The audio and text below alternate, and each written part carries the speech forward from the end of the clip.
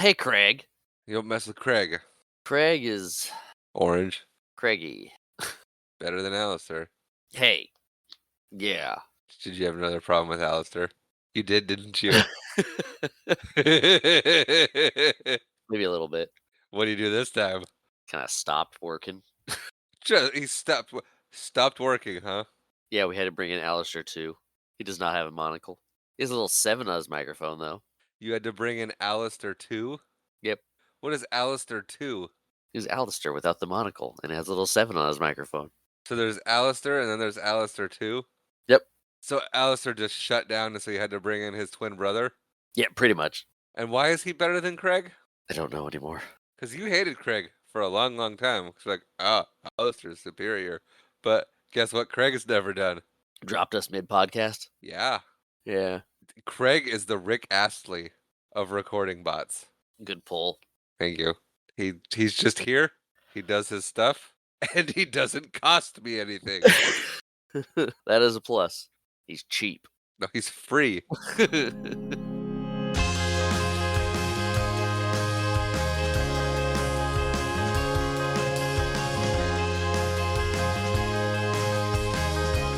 Hello and welcome to episode 68 of the Watch It Bro podcast. Like last time, I'm Tristan. And I'm Marshall. And today is Star Wars Day Part 2. Woo! Hey, it came through. Yeah. You hit the right octave right there. Yeah, the right you gotta get right at the one that Discord doesn't say, oh, this is a stupid noise. Let's get rid of it. Yeah. I'm surprised it records us. You're right. I was like, am I gonna go for the low hanging fruit right there, or am I gonna let it? That's what we do. Low hanging fruits. That's if we could go back and rename the podcast, we'd just call it low hanging fruit. So, Empire Strikes Back today. Yeah. It's part 2 Star Wars or part 5, however you want to look at it. Part 25. No. What? I put 2 and 5 together. Most people would come with 7, but I'm dumb.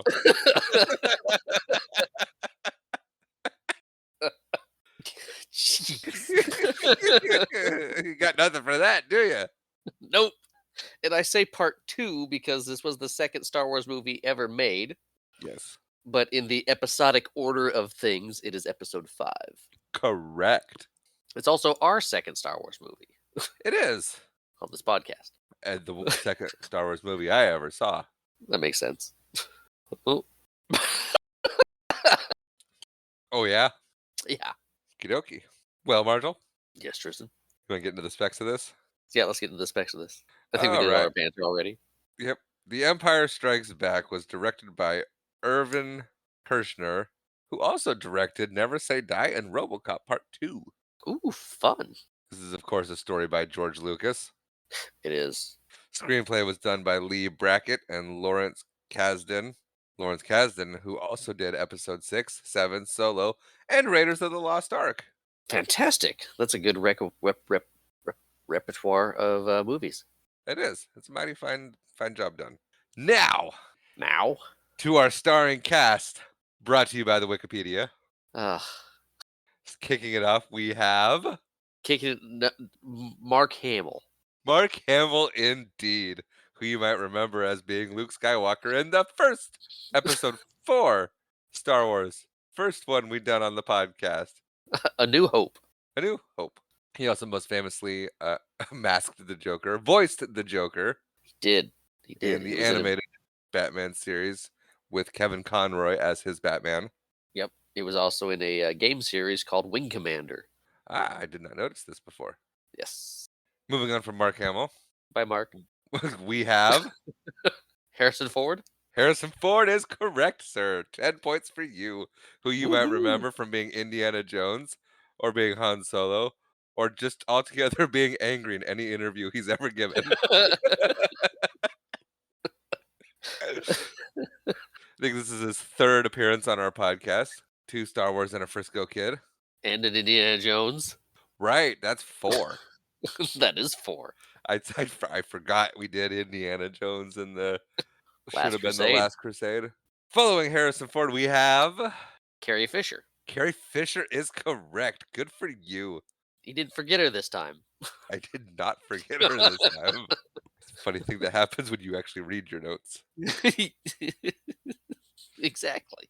But you may I remember Carrie Fisher from such movies as A New Hope, Yes, uh, Jane Silent Bob Strike Back. I don't, but okay. Oh, okay. Following Carrie Fisher, we have Anthony Daniels.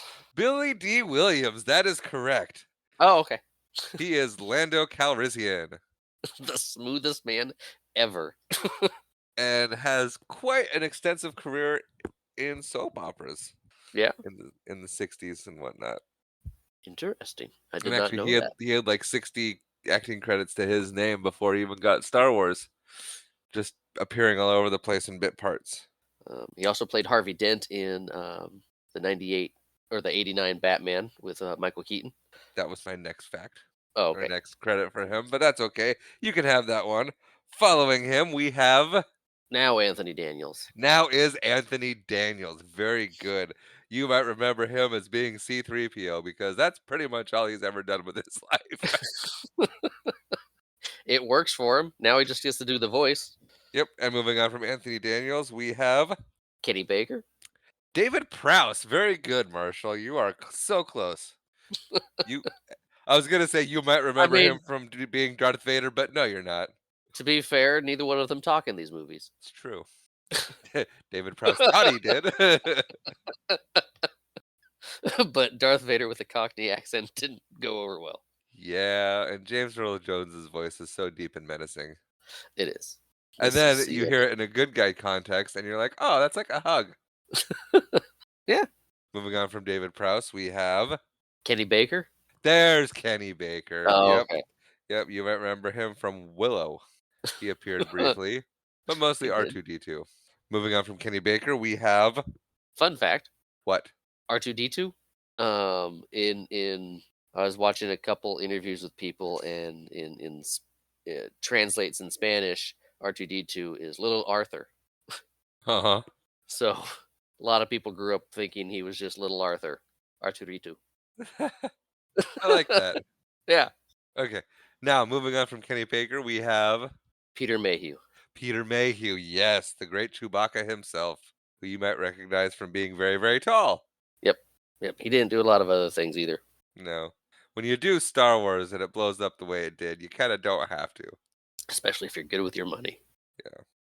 And rounding out our starring cast, according to the Wikipedia, we have James Earl Jones. correct Frank Oz. Oh, you said James Earl Jones already. No, you didn't. You Incorrect. said I did David. not. You said David Prowse. James Earl Jones does not get a starring credit in this, according to the Wikipedia. Well, the Wikipedia is stupid. My cat's back. Hang on. But yes, Frank Oz, of Fozzie Bear and Miss Piggy fame. Yes. And was he Gonzo also? No, he was not Gonzo. That was Dave Grohl's. Apologies. 1 sec. Yep. But he was Bert from Bert and Ernie. Music for Star Wars was done by the great No, John we're Williams. we're not gonna pass over James Earl Jones. He doesn't get a starring credit. We don't talk about him. You might remember Yes, James Earl Jones from such fever dreams as Field of Dreams or The And The Sandlot. Sandlot. Both are baseball movies on this podcast, or two of our baseball movies, I Wow. should Calling Field of Dreams a baseball movie. say. Not a lot of baseball in that movie. It's a ghost road trip movie. James Earl Jones ain't a ghost. No, but it's a ghost movie and then a road trip movie inside of a baseball movie about a family rebuilding. So, With a little bit of buddy comedy. yeah, some light kidnapping. Yeah. Great movie. Yeah, It's fun. If It I was. call it a great movie, though. You might also You said you- recognize James and you Earl got Jones. emotional. No, I did. I gotta watch it again. But yeah, James Earl Jones was also CNN. Yes, and the voice of Mufasa. He was Mufasa. Mufasa. Music in The Empire Strikes Back was done by the great John Williams. Have we talked about James Earl Jones enough? Yeah, we have. Okie dokie. I'm just trying to think of anyone else we should talk about, but no, I think that's it. The Empire Strikes Back was released May 21st, 1980, on a budget of $30.5 million. It brought in 550 million at the box office, making it, well, it did okay. Yeah, moderate success, Yeah. I just like how they did it for almost just as cheap as A New Hope. Yeah, they wanted to It, keep it down. yeah, they didn't go like, "Oh, we have a hit here. Let's dump a bunch of money into it." They were just like, "No, let's do what worked in the first one." Yeah, make it work. Well, Marshall, Yes, Tristan. are you really? Hey, boo boo. Let's go get those picnic baskets. Yeah. Let's start talking about Star Wars. Are you ready to go somewhere a long, long time ago into a galaxy far, far away? Somewhere, yeah. Let's go to Hoth. So we kick it off with the 20th Century Fox logo, which It's turns into the Lucasfilms logo. And it this is does. comforting, isn't it? It is that I like that it still says 20th Century Fox. Because Marshall loves them logos. I do, and I know how Star Wars changes, but the one I watched had the 20th Century Fox logo, shifted to the Lucasfilm, and then you get the little blue text that says "A long time ago in a galaxy far, far away," and then bam, Star Wars. Yep, and then it hits you. And we find out if you read the words. The crawl that we didn't talk about last time. We talked about how it was made last time, but we didn't talk about the crawl. No, we did not. So the crawl this time essentially tells us that since destroying the Death Star, the rebels have built a new base on the ice planet Hoth, and Darth Vader has become obsessed with finding Luke Skywalker, and that he's sending droids out from his Star Destroyer. Correct? Yeah, correct. I remember those crawls being a whole lot longer when I was little, but I guess I was just dumb. They're 3 paragraphs, and it's really about 3 sentences. Wait, you're missing it. You're missing it. That's just words, and I'm not gonna read that. But that's the setup. Yeah, yeah. Vader sending out their Vader probe. They're not Vader. They're Viper probe droids or Imperial droid probe droids Right. being sent out to try and locate the rebel base. Yes, and then the camera kind of pans down, and it shows us what that looks like. And I'm not quite sure how these droids survive. Well, they're in these little eggshells. They and crashes and like the escape pods.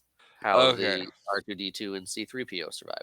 so they have a protective barrier over them before they go careening into the landscape. Yep, and then they break out like a Yoshi and wreak havoc. Yep, and then we see Luke on a tauntaun. Tauntauns. Those are great creatures. They did a fantastic job bringing them to life too. Yeah, and I thought tauntauns were bigger. No, they're like horse sized. Yeah, Yeah, but shaped like a Gallimimus. dinosaur. Yeah, but yeah, did they use stop motion for this, didn't they? Yes, they use stop motion for the wide shots and puppetry for the up close. So it's a mixture of both and done to great effect. Yeah, I mean, you can tell it's stop motion now, but it doesn't take away from it. It it does not. I think it blends pretty well and looks good. It does. Luke and Han are communicating, Yep, and Luke is code. Luke is Echo 3 and Han is Echo 7. right, they're looking Those for are their life, call signs. or they're They're looking for exploring. anything. Yeah, These are the reconnaissance troops, the Tauntauns. They are adapted to the cold. They can get people around. They're looking for any sign of whether it is Imperial presence that they're being sought out, or any life forms that they may be able to harvest. harvest. Possibly barter, trader with trade or barter with.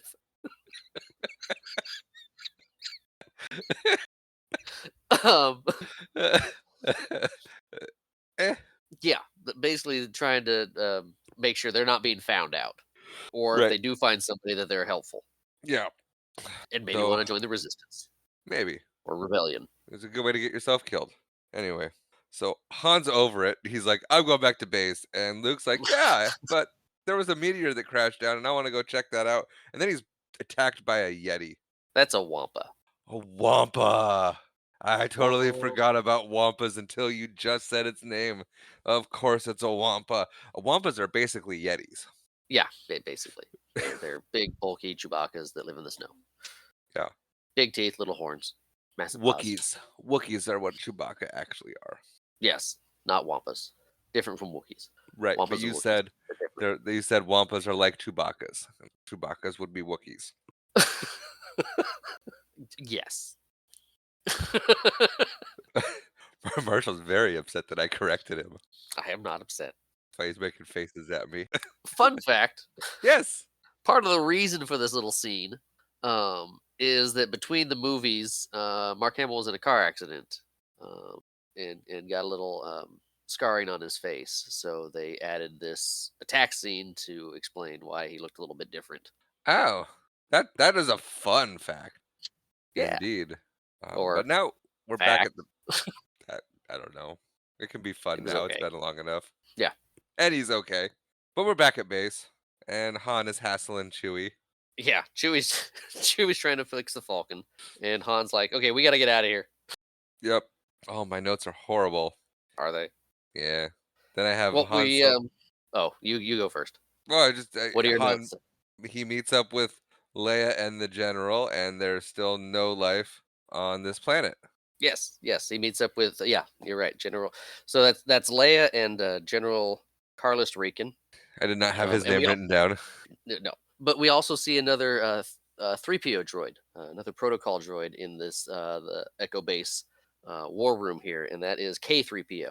Um, and he is that droid is particularly in charge of the droid pool, so he's the head of all the droids on the base and keeps them in check. Fun fact. Okay. Very nice. We never But see him again. but yeah, sometimes they just got to be in the background. Yep, That's what made Star Wars so good is even characters that you just see have a name and a backstory and yep, a and I function. have their action figure. Yep. But Han Solo's bored of Hoth and he wants to leave. That no, that's not it. Oh, Um, okay. You tell me what it really is then, because my he's because what? my perspective is like, oh, well, it's cold. I don't like it. There's no life here. I gotta go.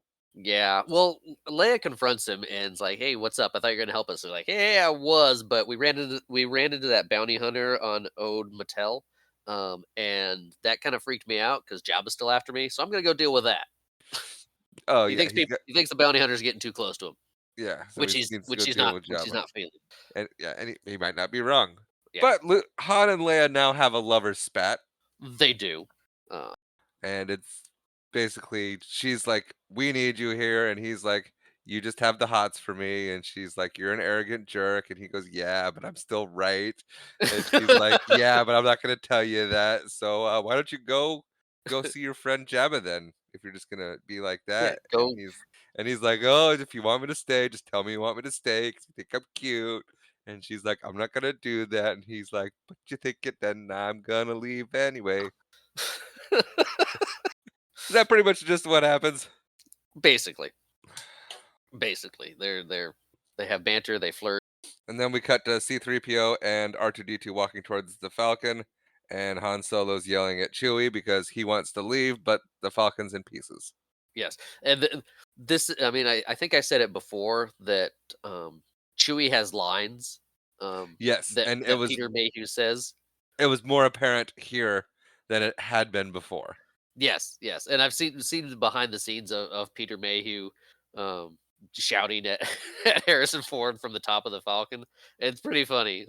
It's like, what do you mean? I'm trying to fix this thing, and Harrison Ford like, put it back together. We gotta get out of here. But it's just a part now. And did Peter Mayhew know that his dialogue was gonna get cut? Yes. Yes, he knew it was gonna be, dubbed over as Sheik Wook, um, but not like David Prowse. Yeah. Poor guy. But Still he came feel bad. back. He did. He's like, "I'm not coming back." "Yeah, we made $700 million." "Oh, we're "Okay." doing another Star Wars?" "Oh, I can be this guy again. He didn't die. Yay." "Well, we're gonna have James." "I don't care who you get to voice it." Oh, It it might it was a choice that they made to not put subtitles for Chewie. yeah. Well, they do the same thing with R2-D2. Everybody just responds to him, and you kinda pick up the gist of it, but Yeah. I don't think it hurts anything. You understand what Chewie's saying Yeah, for the most part. You get the gist of it. right. But yeah, so they're arguing, and then some rando comes in and is like, "We still haven't accounted for Master Skywalker." That's awesome. First off, 3PO's the only one that calls him Master Skywalker or Master Luke. No one in the rebellion would ever call him that. Master Skywalker's not here. Who? Luke? That guy? You weirdo? What's with the title? Only the droid calls him that. I don't know. It has a nice ring to it. Okay. Now we know who's at the top of the payroll. You guys get paid? You get fed, don't you? Um, No. that's why we're looking for food in the snow. Yeah, that's what Luke was doing. Waiting for him to find something to harvest out there. I'm sick of tauntaun meat.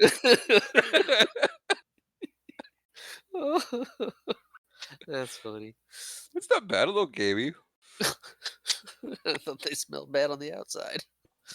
But yes, he shows up and says, "Hey, Luke hasn't checked in." He's like, "Well, Let go me check." And Han's like, "Go check the south entrance. Maybe he came in there." Like, well, no one knows where he is. He didn't come in anywhere. It's like, huh? Yeah. Then we cut to the south entrance. Like, nope, didn't come through here. He probably just snuck by and forgot to check in. And Han's like, yeah, yeah, that sounds like something that guy would do. Just, oh, forgot to tell anybody I'm back, eh? I'm gonna slip in and avoid protocol and Yeah. See what kind of trouble I could cause. see if people worry about me. Maybe make my own funeral. Yeah, Luke needs attention. But yeah, Han People doesn't like buy Han that, more.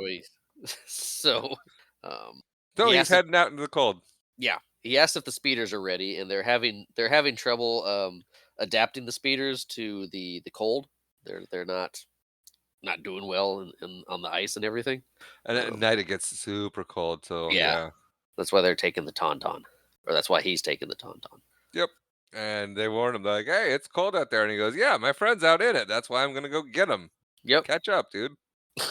So then we cut to the Wampa cave, and the Wampa's eating Luke's tauntaun. Yes. So fun fact: Yes. this is one of the added scenes, not the whole thing. They added bits to this scene of the Wampa during the special editions, and it stayed with the movies from here on out. The shots that we see of the Wampa hunkering over and eating the thing, that is a new I don't want to call it a puppet, but yeah, puppet suit thing. Because originally you saw very little of it, and they wanted to show a bit more of this massive creature. Which I'm glad they did. I think this worked really well as far as being an Yes, addition. this was a good addition to the special edition, and the movie itself. I liked the add on here. Yeah. But Um, yeah, so he's eating the tauntaun, and we can deduce that Luke is next on the menu. yeah, he's got his feet froze to the ceiling. Basically, he's just hanging there. Yep. And I like how he played this too, because you can see him. He's upside down. He wakes up, but all the blood is rushed to his head, and so he's still kind of like bobbling and coming in and out of it. Yeah, And yeah, he tries to use the force to get his lightsaber, and the Wampa notices and is like, "Oh, I'm gonna stop that guy from getting that thing," but he's not quick enough, and Luke gets his lightsaber by force and cuts himself down and cuts the Wampa's arm off, and then runs. yeah, yeah. So, two fun facts here. I'd have killed the Wampa. Yeah, I guess maybe But that cave's gonna be warmer than outside. he panicked. That's what you want in a Jedi. Well, he's not a Jedi yet. Fair. Uh, what was I saying? Oh, two fun facts. Um, this actually three fun facts in a row. This is the first use we see in the movies of the Force pull, Yep. pulling something to himself. This scene, in order to do it, they had Mark Hamill throw the lightsaber away from him, and they replayed it backwards. The footage. Nice. Yeah, good use for the reverse effect. And then the last fun fact is Luke getting out in the snow. You see him is in the middle of the snowstorm. One day during filming, there was a big snowstorm, and they kept trapped them all in the hotel. And it usually snowstorms and stuff like that usually stop production completely. But the director grabbed a cameraman and said, grab Mark Hamill, like, go out there in the snow and wander around for a while, and we're gonna sit here in the lobby and shoot through the doors because we're warm, and, and film you wandering around the snow and use it for these shots while you're wandering alone. Okay. And Mark Hamill went, "Sure, guys. Sure, sure. I'll do it. You better have hot cocoa with marshmallows waiting for me when I'm done." They probably did. Probably. Mark Hamill Probably. seems like a hot cocoa kinda guy. Yeah. There's nothing wrong with hot cocoa. I like hot I'll cocoa. have to ask him next Comic-Con I go to. Could you imagine? No. So, Mr. Hamill, we've been, brother and I run a podcast, and we were talking about Hoth and how you had to go outside and wander in the snow for a while, and we were curious. Are you a hot cocoa with marshmallows kinda guy? And did they have hot cocoa for when you got back? We think they had hot cocoa. I don't think he's gotten that question. Probably not. Don't steal our question. Yeah, yeah, mom and dad. Hey, we have more. We've got people in other countries. We do, and I'm grateful for every one of them. All right. So now we have Let's Han keep. Solo on a tauntaun, Yes. and he's just kinda looking ominously into the distance, Yeah. and then we cut to R2, and he's scanning for Luke, and C-3PO is like, "You should give up. You're not gonna see him." And R2's like, "But, like, what if we don't see him again?" And C-3PO is like, "Don't be silly. Of course we're gonna see Master Luke again. There's your Master Luke. Now let's go to bed." I need to be shut down for 8 hours, otherwise I get cranky.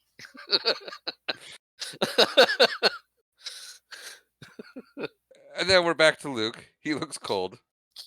He does look cold, but he gets a visitor. Not yet. Then we cut to Han Solo searching for him still. Then we cut back to the base. There's no word there's no word back from Luke or Han Solo now. And Leia's like, "Well, this sucks." And then the general's like, "Hey, so uh we're gonna close the doors for the night and we're gonna try looking for their bodies in the morning." Sorry. We can't keep these open. It's cold. There's swampas. Eh. And 3PO decides to give odds. He goes, "Hey, they got a chance at 750 to 1, but there's a chance. If anyone can find it, it's going to be those guys." And Leia doesn't look very certain. And now we're back to Oh, Luke. and Chewie's upset when the doors close. Yeah. It's kind of a somber moment. It is. And then Luke sees Obi-Wan Kenobi, Okay, now Luke is the visitor. and Obi-Wan's like, "Hey, Luke, I need you to go to Dagobah and find Yoda." Yeah. And I don't recall this part. Did they You don't? upgrade it? No. No. No, this has always been there. That I this didn't is I what didn't recognize most of Hoth though. this is what put him on the course to go to Dagobah. Obi-Wan shows up like, "Hey, dude." No, I remember hearing Obi-Wan. I don't remember Oh, you seeing don't remember Obi-Wan. seeing him. Yeah. This one, it's been so long since I've seen original. It just this is. I think he always saw Ben because it does that fade and Han Solo comes riding through with the tauntaun. Right. And that's where we are now. And Luke passes out, and Han's like, "Oh no, what are we gonna do? I thought we said he killed the Tauntaun, but the Tauntaun just suddenly dies." I'm like, Exposure. It's too cold for the tauntauns, like the guy said at the base. Your tauntaun will freeze before it hits the second marker. Guess what? Han Solo's like, "Huh, he was right." Well, let me just get Luke's lightsaber here, and we'll cut it open, and we'll crawl inside. Yes. Fun fact: Fun the factory. idea for uh, the tauntaun bit was from the tale of a man called Hugh Glass. Kind of a he did a bunch of cool things in his life. There's a podcast, not a whole podcast, an episode about it called "On the Dollop" that talks about him. But he fought a bear, got mauled by the bear, killed the bear, and then cut it open to keep himself warm for the night before trying to find um, help, basically. And they made a movie of part of his story in his life called The Revenant with Leonardo DiCaprio. But the idea of sleeping in the animal came from that, not the DiCaprio movie, the real guy. No, right, I gathered that. Yeah, yeah, Um, that's cool. yeah. Now we're at the next day. Oh yeah, yeah. So so Han shoves him inside the tauntaun to keep him warm. And then where does Han go? Does he crawl in next to him and they spoon or what? No, he starts building an igloo. He starts digging into the snow to build a little cave to sleep in. Uh, hey, what's the internal temperature of a tauntaun? Lukewarm. Yeah.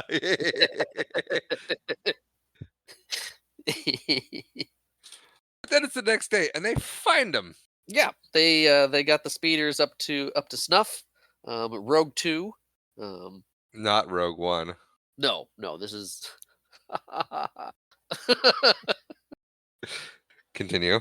Zev Seneca finds Luke and Han. He's Rogue Two, um, in the Rogue Squadron call line, but he's out Right. there flying around because they've got the speeders up to snuff now. And now we're back at base and they put Luke in a jar. He's in a Bacta tank. A vacuum Those are tank? Bacta. Back to life? Yes, yes, like back to life. Back to tank. Yes, this is a tank designed for healing, and is run by two droids, two 1B and FX7. Two 1B is the kind of more humany looking one with the face. Yeah. FX7 is the round thing that's just kind of hanging out in the corner. So all droid pairs are essentially R2D2 and C3PO. One humanoid, one just kind of eh. Well, this one is. We'll have to wait till the next droid couple that we see. Fair. Anyway, now we're in Luke's room. There's lots of banter here. There is lots of banter here. I bet Marshall remembers the banter. What'd you write down? Lots of banter. um, it's basically more of the same. Han and Leia flirting. She calls him a scruffy looking nerve herder. He's conceded that late earlier in the what was it not grand scheme of things. I don't know earlier that in the Leia and Han talked and that she expressed her true feelings for him and she's like, "What? Yep. I did nothing of the sort. You're projecting. I'd rather kiss a Wookiee." He's like, "I can arrange that." And then And he gets Chewie laughs at him and he goes, "Oh, laugh it up, fuzzball." yeah. That famous line. Yeah. So they're reconnecting saying everybody's okay and Han's like, "She confessed her love for me. This is great." And he gets incensed that he's called a scruffy looking. He's like, "Hey, scruffy looking. Yeah. I'm put together." But to stick it to Han, she kisses Luke and walks out. Yes, she does. Which is weird. Not at the moment. Becomes weird later. Yeah, it does. Anyway, the general calls them in and they're like, "Hey, we have a visitor and it's not a friendly one." And they're like, "Oh, we should probably go check that out." So they go find it. It's a droid. Chewie gives up their position and they shoot it in the back and they blow it up. And then they come back to report and they're like, "Hey, so it was a droid from the Empire." And the general's like, "Oh, well, that means that they have our coordinates and they know where we are now. So we got to abandon ship once again." And now we're at the Star Destroyer. That was a good breakdown. Thank you. So, So what? hang on. Marshall's gonna sneeze or Nope. sniffle or cough. Nope. Just clear my throat out. I've had pneumonia.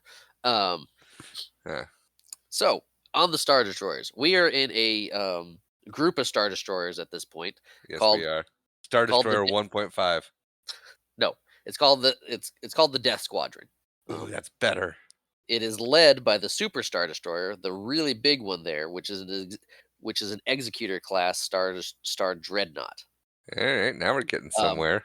this thing is 11.8 miles long, or 3 times larger than the standard Star Destroyer, or 13 times larger than the standard Star Destroyer. So this thing is massive. And can it drain all the energy out of a star No, it cannot. in order to destroy a planet? No, it cannot. This is just a spaceship. Um, No. The other Star Destroyers of this Death Squadron are standard Star Destroyers. what are their The names? the Avenger, the Devastator, which was Vader's flagship in the first movie, but now he's on the Executor. Um, He got a then the, promotion. he did.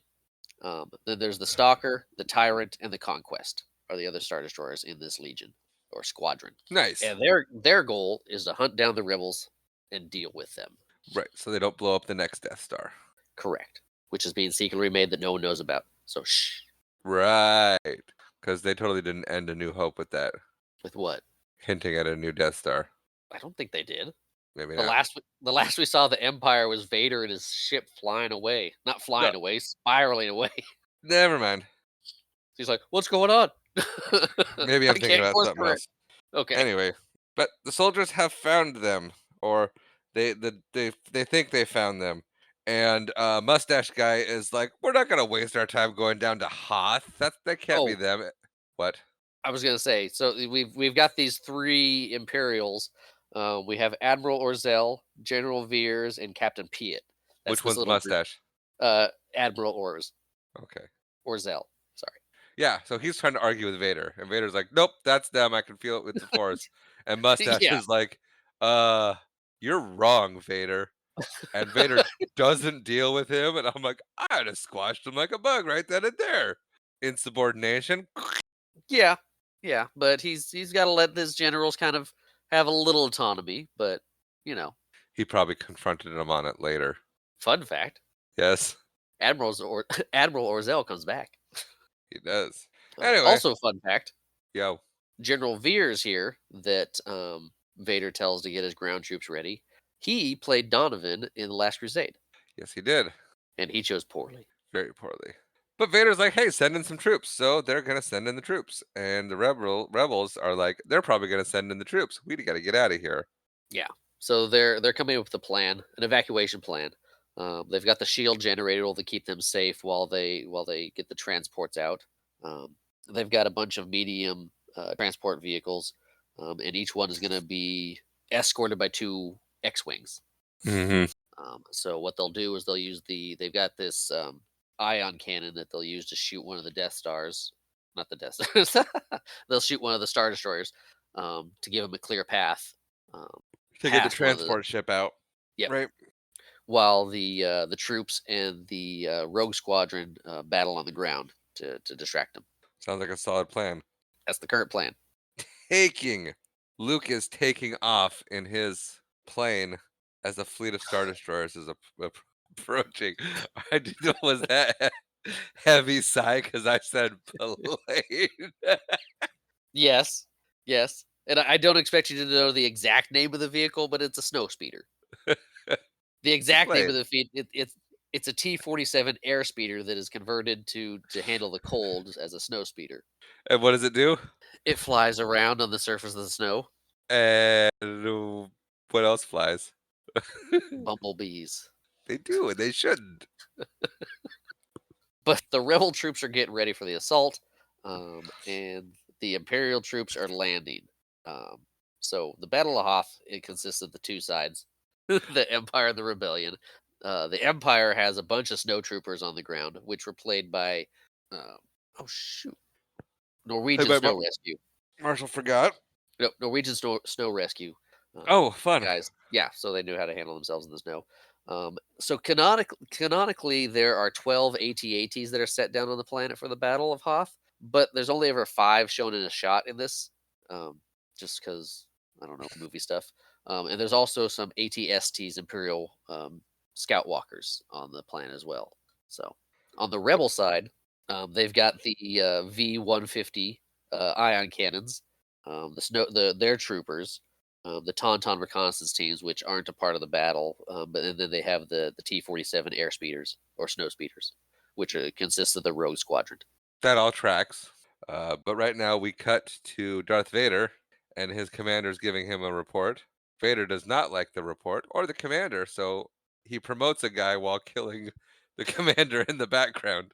So, And they just kind of go on like they're not noticing. I mean, he looks back and checks once. yeah, so General Veers shows up to Vader in his hyperbolic chamber where he gets a reprieve from his breathing apparatus, and is like, "We're at the planet. We could go down there, but they threw up their shields as soon as we got here." And Vader's like, "Well, Admiral Orzel must have come out of hyperspace too close to the planet." It's like, well, Orzel thought surprise would be more beneficial. He's like, "Oh, did he?" So he pulls up the comms and Orzel's like, "We've made it into space," and he taps out Orzel and promotes he promotes Captain Piet to Admiral Piet. Doesn't last long. No, he doesn't. That's Mustache Guy. And then he tells Captain General Veers to get his troops on the planet and get going. Yep. And then we cut to Leia, and she's briefing all of her troops for battle, Yep. all of her pilots, and now the whole rebel forces are preparing for an epic showdown. I don't think their necessarily plan is to fight their way out, but it more to fight as they have to in order to secure escape Yes. with the Yes. least amount of casualties. The basically the plans hold them off. Right. Give us time to evacuate properly, get everybody out, and then get back here and get out yourselves. Yep. Um, And we see that the transporter does in fact escape. yeah, the ion cannon hits the star destroyer. It's immobilized for a few moments, and then the transport and the two X wings fly after it, um, and going on. And then we actually here is where we see the deployment of the AT-AT walkers. Yes, Yes, I said it that way for you. thank you. The correct way. So I usually always call them at walkers. I know. I'm telling our audience Oh, I think we talked about this last time. we might have because Rachel brought it up. Yeah. But What does Rachel call them? I don't know. Oh, well, You want me to go wake her up and ask? no. Just Hey, imagine that conversation. hey, Hey, hey. hey, hey, wake up! What do you call the AT-AT walkers? Shh, go away. Well, that's not even close. It's But we realize that the AT-AT walkers, their shields are too powerful for blasters. Luke gets the idea that hey, we're gonna, or yeah, Luke gets the idea to wrap their legs up with the tow cables, yeah. and then his partner, who runs the tow cable, gets shot and killed. Yeah, so we've I've talked about them a little bit, but we haven't talked about really Rogue Squadron or the airspeeders much. The Right, airspeeders have two people in them. There's the pilot and then the gunner in the back. So that's kind of like a biplane almost. right. Where you got the two seats. And then Rogue Squadron consists of um 12 speeders. Luke has promoted from Red 5 to Rogue Leader. He's the leader of the squadron, with his gunner Dak. As we met earlier, Zev is Rogue 2. His gunner is Kit Valiant. Um, Rogue 3 is Wedge Antilles and Wes Jansen. Wedge Antilles, famous hero from the Death Star battle, the only Does he other survived. survive this battle? He's the only other surviving X-wing pilot from the Death Star battle, and yes, Wedge will survive this battle, and we see Wedge again. Good. Um, It's hard to keep track of it all. it is. Rogue 4 is Derek Kelvin, a guy who goes by Hobby, and then the rest of them are kind of unnamed. Even with all the extended lore and everything, there's too many pilots and too many names to that no one's ever made an appropriate list of who's in what of the other rogue spots. So the first four are the ones that get the most attention. Okay. Well, and we cut to from here. We cut to Han and Chewie, and they're working on the Falcon still because they gotta go. Yeah, we've got to evacuate, so we got to get out. Chewie, get that fixed. And then Luke gets hit. And he goes down and crash lands in the snow. Oh yeah, as you said, Dak got killed too. He did. Yeah, they got. And we see that they load up R2 on something. And at first, I thought Luke had come back to base and he had replaced dead guy with R2, but that's not. Oh no, Dak's dead. Get him out of here. I need my droid. Hey, the duty calls. Yeah, yeah, but no, that's not what happened. No, no. Luke gets hit. He goes down.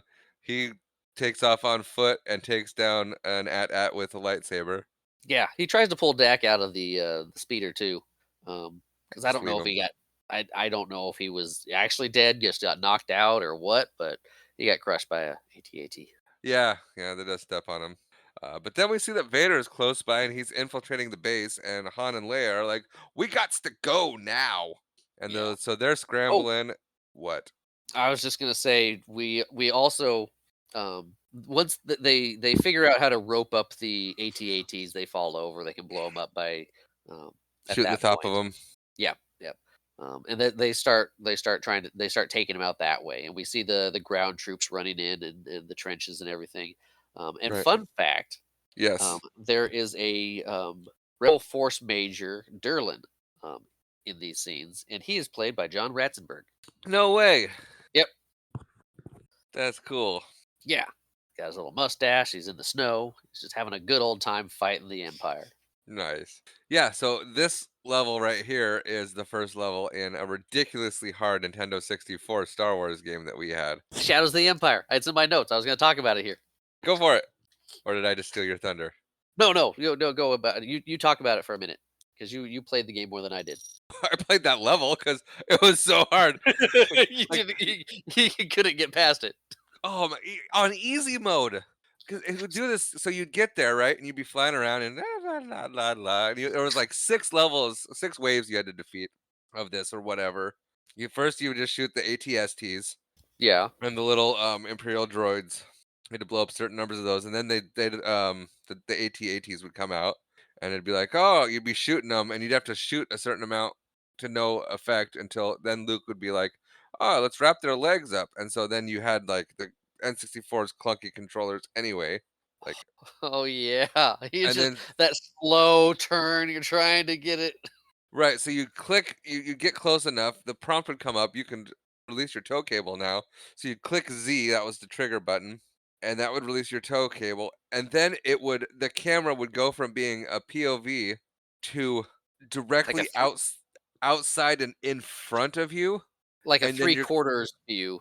yeah, and then your controllers would be backwards. And you'd have to circle this thing 3 times, like, everything would be inverted, your X and Y axis would both be inverted, and then you'd have to, like, completely fix the way you were flying this thing and spin it around 3 times, and then you'd fly back off and it'd go back to normal, and I can't tell you how many times, like, you'd finally get, and it was just so clunky, and it was so sensitive, and finally you'd get it, and I can't tell you how many times I'd be hitting, like, down to, like, because if you didn't do it right, your toe thing would connect, so you, like, laser focus on this thing, and then you would get there and you'd switch back to POV and you'd be holding up for up, and then it would switch and invert, and you just go down into the snow and crash. It's a fun game. Yeah, good times, good times. But the game Shadows of the Empire is based off a book, the same name, that takes place between Empire Strikes Back and Return of the Jedi, starring a character named Dash Rendar. That's who you. Right. Oh, And does that Dash Rendar ever appear in the movies? he does not appear in the movies. Um, and it starts out on the Hoth base. He's there for a time, briefly. Kind of he's they made it so you didn't really see him in the movie at all because it didn't make sense. It's just kind of how it worked out. But he was there. He got off the base, and brief summary, not brief summary, but it's Dash Rendar's adventure of what happens between the two movies, basically. Okay. But yeah, so we are at the base, and there's a kind of a shootout going on as Vader's approaching, and the stormtroopers have infiltrated, and Leia and Han and Chewie are all trying to escape. These ones are snow troopers. I said stormtroopers, but I meant snowtroopers. Ah, I mean they are stormtroopers, just snowy. Yeah, no. Um, Also, fun fact: there's a deleted scene here that never got put back in, uh, where a bunch of the stormtroopers, snowtroopers, pile into a room to look for rebels, and the door gets closed on them. And when it does, a sign falls. It says, "Warning: Do not go in here, Wampa room." And you hear the snowtroopers getting attacked by Wampas inside. That's funny. Um, yeah, yeah. So there's a deleted scene like that. And fun fact, they put the Wampa rooms in the Echo base on in the Shadows of the Empire game. You I walk into remember. rooms that, like, I why is there remember. Wampa in here? Because at one Yeah, point there was Wampas in the base yeah, in the movie. yeah, I remember that from the game. Yep, gotta fight That the Wampas. that was not fun. They were scary. Yep. All right. So yeah, we make the Falcon takes off just as Darth Vader enters the hangar bay. Did we say Luke took down one of the AT-ATs? Yeah, yeah, he He's lightsabered it down. Yep. Okay. He used his little grappling hook, got the lightsaber, and threw a bomb in there, Yeah, like Legolas and the elephant. right. But yeah, sure. So yeah, we see Luke walking in through the snow, and he watches the Falcon escape, and then he grabs a new plane and takes off with R2. Yeah, And Marshall's smile just went away because I called it a plane again. that's fine. Uh, the X-wing. It's a It's an biplane. X-wing. Is it an X-wing or a Y-wing? I couldn't remember. It's an X-wing. Okay. It's an X-wing. It's an Um, X-wing. Luke gets into yeah. an X-wing with R2 and they take off. And R2 is Um, like, "Hey, where are we going?" And he goes, "We're going somewhere different." yeah. Yeah. We're not meeting up with everybody else. We're going to Dagobah. And R2's like, "What the heck's in Dagobah?" It's like none of your business. And Luke's like, "Oh, about to be us." But yeah, originally Leia was going to get out on one of the other transports, but the pathways collapsed, so Mm, Han was getting her out on the Falcon with yes. C-3PO and Chewie. Right. So our team is split. We got Luke and R2 on their own, and Han, Leia, Chewie, and 3PO also on their own And if you ever because play those D&D, rule number 1, do not split the party. unless you have to, because sometimes it makes good episodes. It does make good episodes. But yeah, so Luke is on his way to Dagobah. We got the Falcon flying away and preparing for light speed, being chased by the Empire.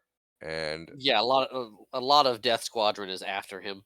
yeah, and He's like, I want that ship. That's the light ship that blasted its way out of Tatooine. It's the ship that blew its way out of the Death Star. It's the yeah, ship that knocked me into space. Get that one. yes, I hate that ship. And Han Solo's like, our light speed's not working. I gotta get down there. And so Chewie gives him tools. His tools fall on his head because they're being hit by stuff. And Han's like, we're in an asteroid field. Why? I don't know. A choice was made. I went with it. Okay, okay, yeah. He's like, wait, those aren't laser blasts. We're hitting something. What's going on?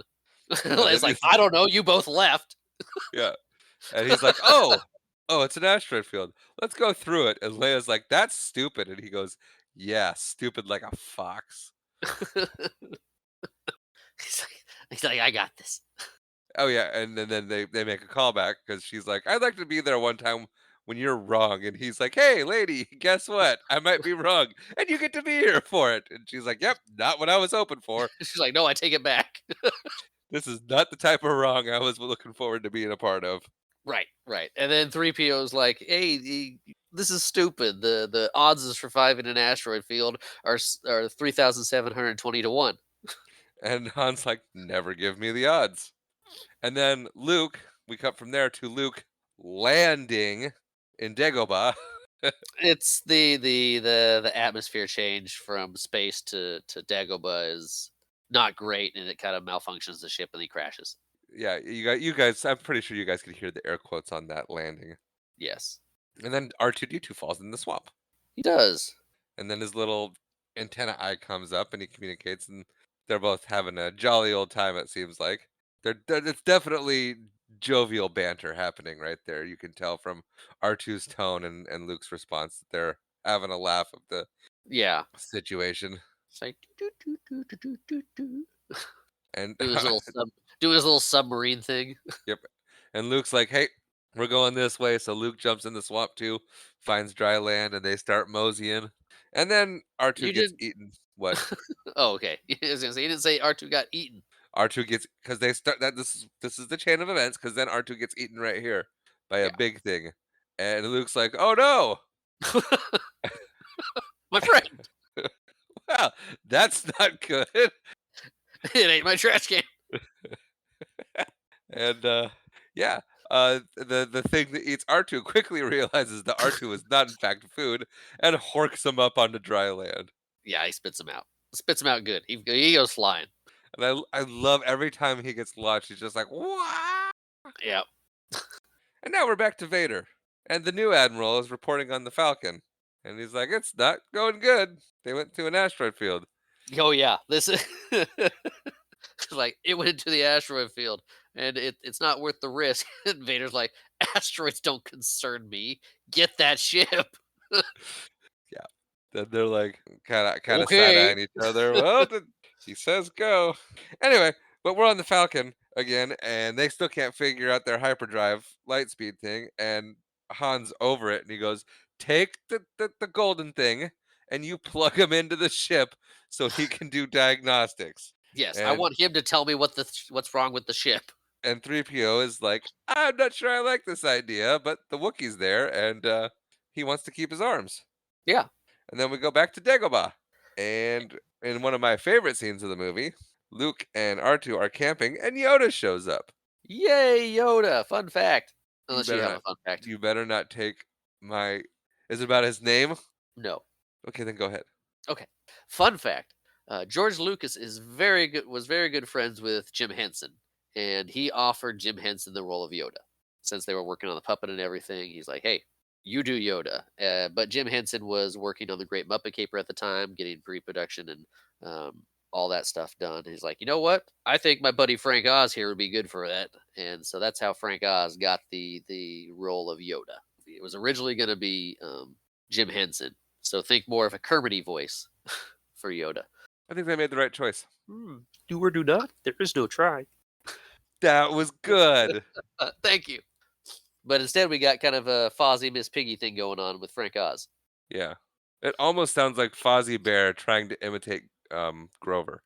I mean, also Frank Oz. So, Oh, Grover is Frank Oz? yeah. I said Gonzo before, I meant Grover. Oh, okay. I like Grover. That's fair. Yeah, okay, yeah. I like Grover too. Um, but fun fact about Yoda. Yeah. Yoda was originally his last name. Oh, His first name was going to be Minch. that's right. He was going to be Minch Yoda. I'm glad they went the share route and just called him Yoda. The share road. Yeah, at the time, actually. That tracks. But yes. It's Now, just since we're talking about Yoda, okay. how old would you say Luke Skywalker is right now? He should be about 20, 20. 21 ish. And what would you say the life expectancy of a Yoda would be? Because the race is never revealed. At least 900 years. Okay. So in this movie, Yoda is a decrepit, rundown old puppet. Yes, yes, he is. 20 years ago, he was fighting the Emperor Palpatine and flipping around all nimbly bimbly like. Yes. So in 20 years, he has aged to having to walk with a cane and barely able to do stuff. Of course, we don't actually see him as being run down. He just has puppet movements. Yeah. And fun fact, in the prequel trilogy, he walked around with a cane, very slow, just like he does in this movie.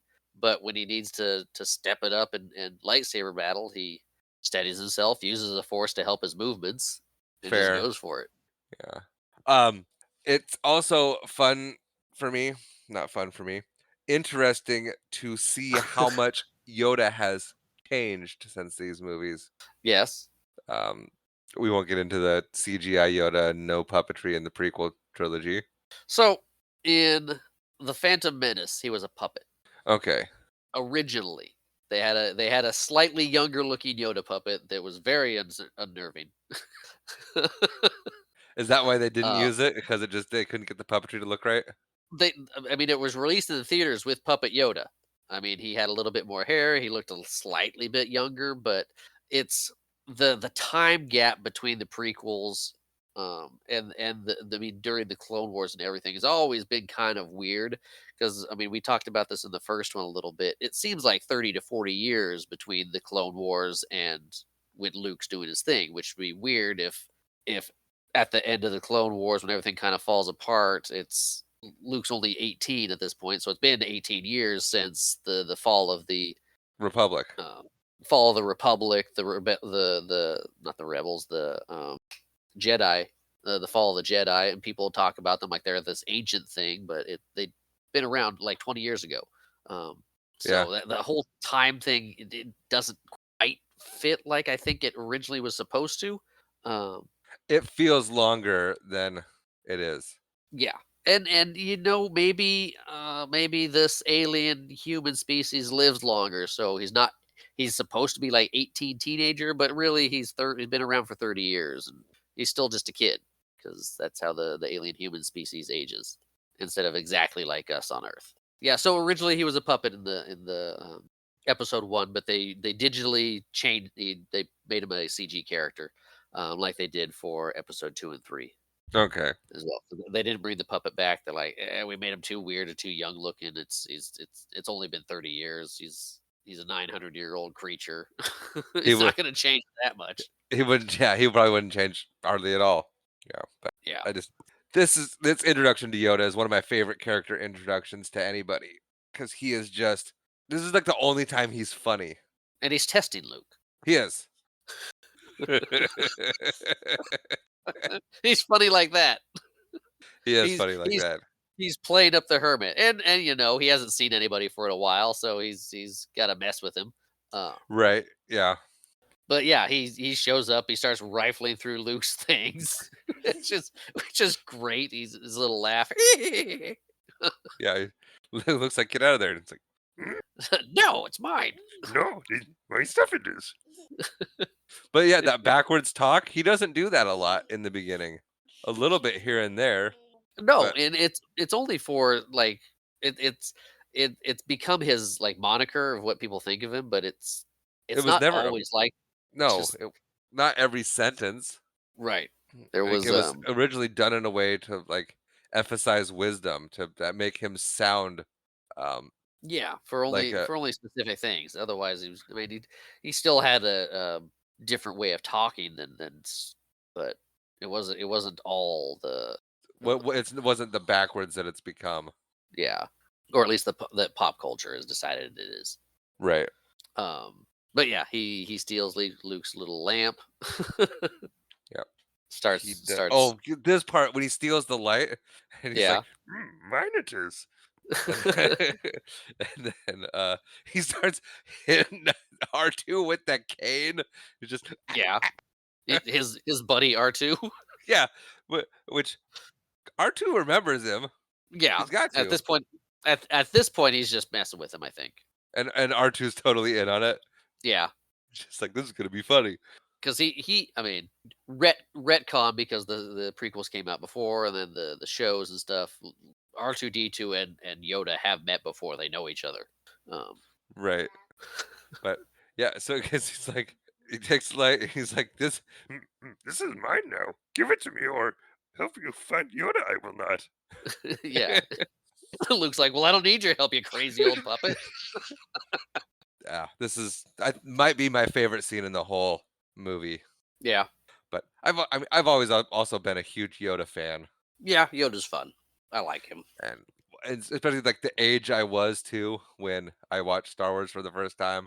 Like Yeah, Yoda and Ewoks. I mean, that was they did a good job. So, um, since we're on Yoda and Dagobah right now, all the Dagobah sets were built elevated. of Um, course. so they had room underneath for Frank Oz and his other two puppeteers. Took a bunch of them to get Yoda um, working right, and I mean that puppetry and puppet need to come through, otherwise the illusion would have broken the movie. They needed Yoda to work, Yeah, and he did. They worked really well. it was essential, and Yeah, you can tell in just in the amount of detail, like in how much of his head moves on its own.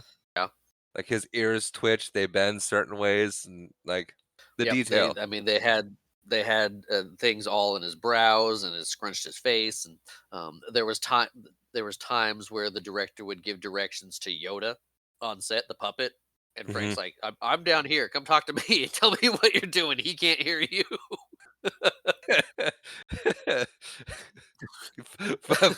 Buddy Frank's like up there, and he turns Yoda, nodding along. Just Yeah, okay.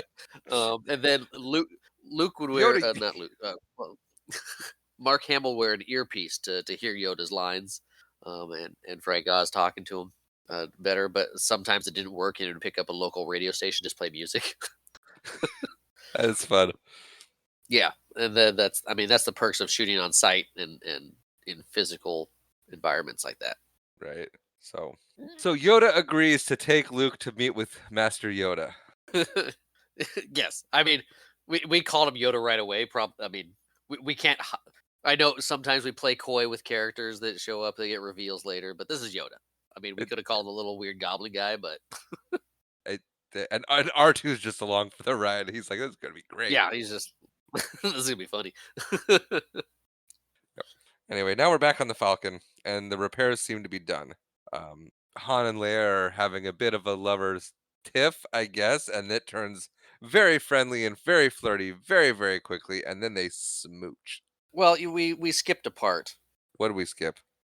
We talked about them going into the asteroid field, um, but we didn't tell we didn't talk about what happens in the asteroid field, where they get away, they find a reprieve on a large asteroid. They fly into a tunnel, a cave on the large asteroid, and park it so they can work on Yes. the Falcon. I missed that whole part while I was taking notes. Okay. Um, Okay. so they're hunkered down on this asteroid as the Empire starts trying to blast their way through this field to find them, basically. Yeah. And then Han and Leia get friendly and smooch. Yes, yes, they have a smooch because they get all flirty again. She calls him a scoundrel, and he's like, "You like scoundrels." um, Yeah. Yeah. They're finally done playing like they don't like each other. yes, and then 3PO shows up. And wrecks the moment. He does. He's And like, "Look, I then he's found out what's going on with the Falcon." He's like, "That's good for you. Get out." great. Thanks. Yep. Nope. Let's go handle that now. Yeah, And then we cut and Leia to sneaks away. Oh, fun fact too. yes. For most of their scenes together, they put Carrie Fisher up on a box, so the height difference between the two of them wasn't as drastic. Because Carrie Cause Fisher is 5'1" and Harrison Ford is 6 foot. yeah, that's So cool. they're like, let's put her on a little box because otherwise it looks you're tiny. They could have just given her massive heels. They could have, but nope, they stuck her on a box. Yep. Now we're back to Vader, and he's like, "All right, let's send troops into the asteroid field." Yeah, he's talking about finding them, and Yes. then And this part's great. He's like, "All right, we're gonna go into the asteroid field to find them." And then dude shows up, and he's like, "Lord Vader, you have a message from the Emperor." He goes, "All right, out of the out of the asteroid field." yeah, we need a clear signal. The Emperor needs me. And this is Captain Nita who comes in and is like, "Hey, Vader, Yeah. And then we Emperor cut, wants to talk to you." He's like, and "Oh then shoot." yeah, yeah, yeah. And then we actually get um a visual of the Emperor, We do get a visual of the Emperor. Um, and I for and is this an added scene? no, it is not a added. It's not an added scene. It's an altered scene. So originally they had just some random person play the Emperor. I can't remember her name. Marjorie Eaton, That's right. They've just the yeah, they had voiced by Clive Revell, yeah. was the original emperor that they used. But when doing the special editions, everything they had Ian McDermott, who played the emperor in the first in Return of the Jedi, and come back to play Senator Palpatine. They filmed this scene with him and added it in, making it actually the emperor that we see and know and love. Right, right, right. And love, yes. Unlimited power. Anyway, In the middle of space. but yes. So they're talking and the Emperor is like, "Hey, I'm worried about this Skywalker duty. I think he is the offspring of Anakin Skywalker. Last names kind of gave it away, but Yeah, the son of um Skywalker. son of Skywalker." And Vader's like, "You don't say. What would make you think that?" And he's like, "I can sense the Force in him, Yep, he's strong with and the Force. He'll be a and I've problem. I've seen him. He's will be strong enough to defeat us." And Vader's like, Vader's like, well, that's not good. but imagine if we got him to join us." And the Emperor's like, "You think you can do it?" And Vader's like, "Oh yeah, no problem." And the Emperor's like, "All right, then No go problem. ahead." I learned from the best. So now Vader's plan is to essentially kidnap Luke Skywalker and turn him to the dark side of the Force. Yes, that's the plan. And now it's dinner time at Yoda's house, Yep, Yoda made stew of some kind. and it's a little house. It is a little house. Fun fact: Yeah, Mark Hamill had to bump his head on the ceiling of that little house 17 times before the director was happy with the shot. Like that didn't quite convey it. Do it again. yeah. I Does don't it think you're smell? hitting your head right because there's a wrong way to do this. You want some aspirin? No, just get the shot. Yeah. But yeah, it's supper time at Yoda's.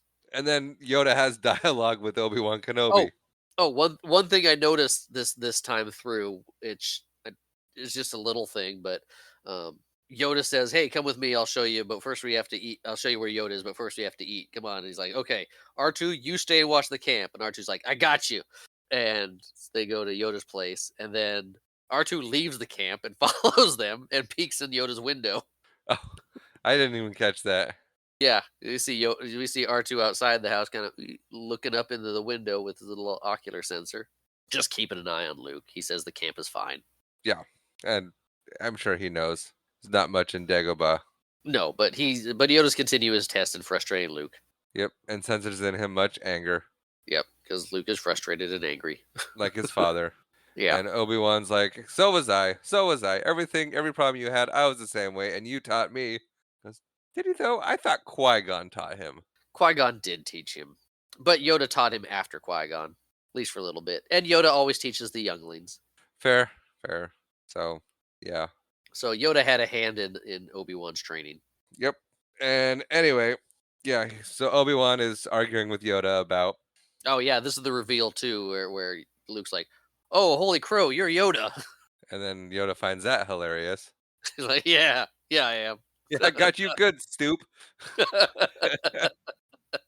Your dad would have felt for this too. Anyway, they're back on the Falcon. They're working on it. And we see that TIE fighters are looking for the Falcon. Yeah, they're dropping bombs on larger asteroids, hoping to kind of coax them out of a cave or something they may have hidden in. Right. And And we get a tremor in the asteroid. Shakes yeah, the I was, Falcon. my notes. Leia sees something. Han's going after it, shoots it. Falcon. Leia sees the Minox, kind of little winged, blood sucking, not blood sucking, but winged um, plecos, basically little sucker fish that Yeah, fly. right. And they go out It, and deal with it it. just slaps onto the window. She's like, ah, Yep. And then they go out and kill it. yep. It's like there's a bunch of them. We'll clear them off. They're And harmless. and I have no idea what this said. Falcon leaves in a burn, not a cave, a worm. So basically, they leave in a hurry because Han's like, "We gotta go right now," and Leia's like, "The cave's collapsing." He goes, "In a cave, darling," uh, and Yeah, they I fly like out. how I like how he figured it out too. He was shooting, missed one of the Minox, and the whole thing started to shake, and then he shoots the ground. It's like, oh shoot, that's why it's squishy. And they get in the Falcon and they They fly out of leave. the space slug. Yeah, it's a space slug. Ooh, fun fact that I Oh, forgot to talk oh about boy. on Hoth. On Hoth, Lucas wanted to do specifically wanted to do a battle or something on the snow planet because he felt like doing space battles and stuff was kind of cheating because you didn't have to hide as much of the armatures and stuff that would have to push his effects team to do better stuff on snow on a white background than the black background because the little rods and stuff are easier to hide in space versus bright white snow. Yeah, not a jerk move at all. Nope. But I mean, that's what he did. He pushed the envelope a lot on this movie making. Let's see, Minox and space slugs. But yeah, they get out of the space slug, which is a cool little puppet. Just that tries to Hmm. eat them. Yep. And then we're It's back at it, it's go. compared to like swatting at a fly or something because it's the how big the Falcon is compared to this space slug. Oh yeah. It's like just annoyance, like, but uh, Luke has convinced Yoda to train him, and we get a Luke training montage. Yes, we do. Get a montage. And then Montage.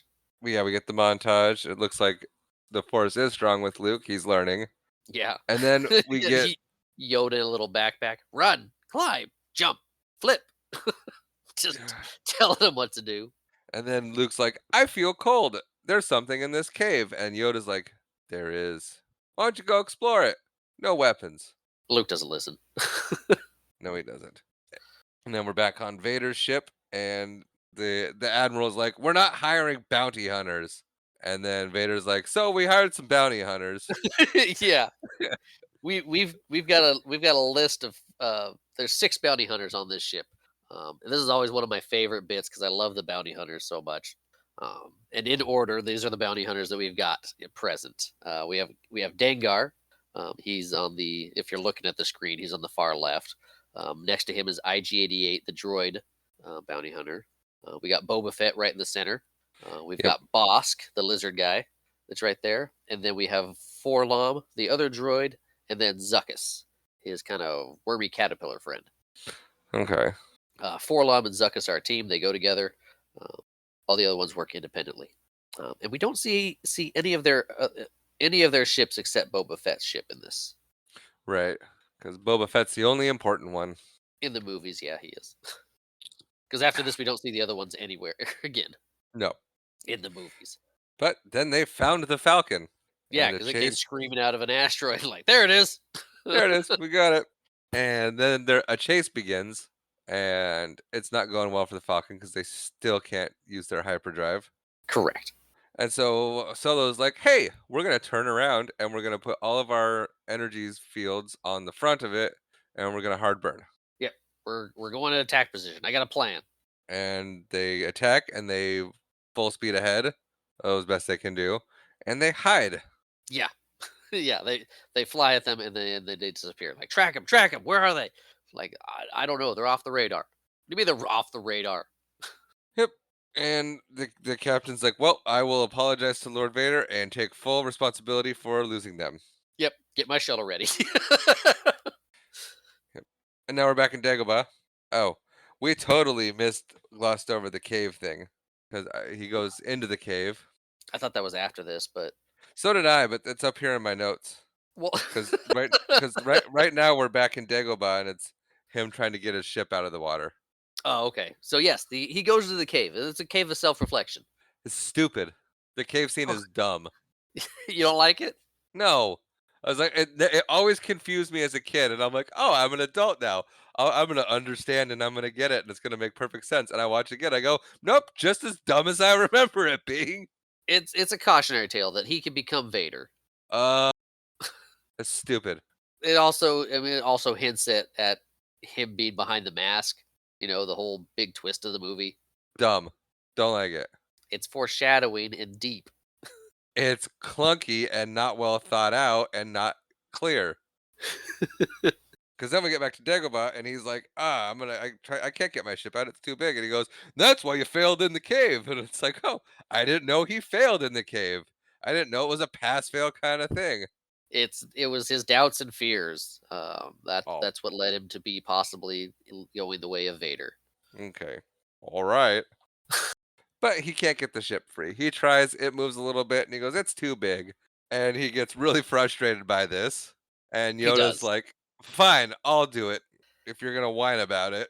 Yeah, Luke's. I mean, he's like, it's fine lifting rocks and stuff, but this is a spaceship. I can't just pick that up. It's too much. That's impossible. What you're asking. Right. And Yoda's like, well, that's why you fail because you have too many doubts. Watch this, Yeah. kid. Kid. Yeah. Good. And so Yoda does it. Yoda gets it there. And then we go back to Vader's ship and we find out that he accepts the captain's apology Yes. after, which is funny because he kills him dead. And then he goes, apology accepted. Yeah, apology accepted as he collapses on the floor. And the hunt is on for the Falcon. The Falcon is still hiding in plain sight. And Han's like, wait a minute. My buddy Lando Calrissian is here. And Leia's like, Yeah. you have friends? And he goes, yeah, kinda. Yeah, yeah. I mean, besides you and the droids. Yeah, and then, we see Boba Fett is now joining the hunt for Yeah, Han so Solo. the plan was to float away with the trash. He's like, okay, if they follow protocol, they dump the trash before going to hyperspace. So we'll Right. just float away with him. And it works. They float away. However, Boba Fett, his ship is with the trash, and it floats away too, and he sees him Yeah, clever that Boba Fett. because Boba Fett is smart. Yep. And now we're back to Luke, and Luke's training more, and he gets some kind of feeling that he needs to help Leia and Han, and he goes, "That's it, I'm leaving." And then we're back to Han Solo trying to land at Lando's and having trouble getting permission. So this is some of the new stuff that was added too. the sweeping shots of Bespin, the Cloud City, the other ships and stuff coming through. They extended this whole scene. A lot of stuff that they added was in this the Cloud City stuff. They beefed up the scenery around it. Added stuff to some of the shots. Just making it look more grand. Yeah, but they eventually get greenlit to land, and they land, and there's no waiting party, or there's no greeting party for him. And Leia's like, "I don't trust it. I don't like it." And Han's like, "Shut up, lady." shut, shut up. I don't trust it either, but we don't have any options. Right. And then Lando comes out to meet him. We just a little fake out. Yeah. He hits on his girl for a while. He Yeah. hits on Leia. We also meet Lando's second in command, Lobot. He's the guy with the headpiece that's there. Um, Lobo. Lobot. Lobo Lobot. is Jason Momoa in the Supergirl movie. Nice. Um, but yeah, Lando's smooth. He is like butter. Yeah. Anyway, so he's showing him around, and 3PO sees another protocol droid, Yes, he sees another protocol droid. and he's like, "Ooh!" And then it, is it supposed to be a she droid? No, he's just looking for a friend. He's like, hey, you're a protocol droid too. We can change notes on how to be better protocol droids.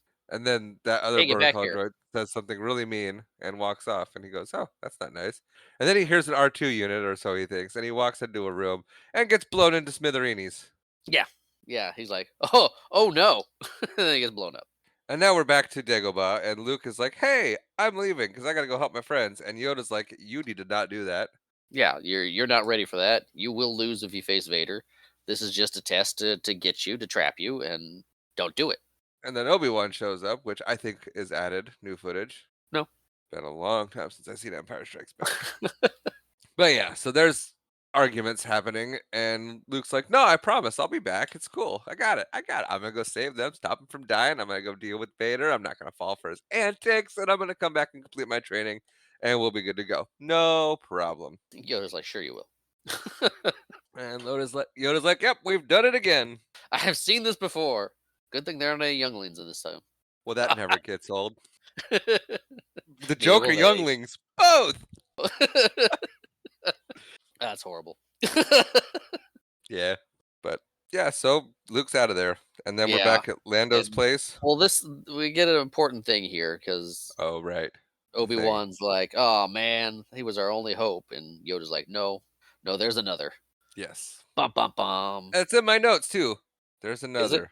I Yeah. got it right here too. No, there is another. Now we're back at Lando's place, and Leia's like, "I don't like this. I We haven't seen 3PO in a while." we also And I get don't. more.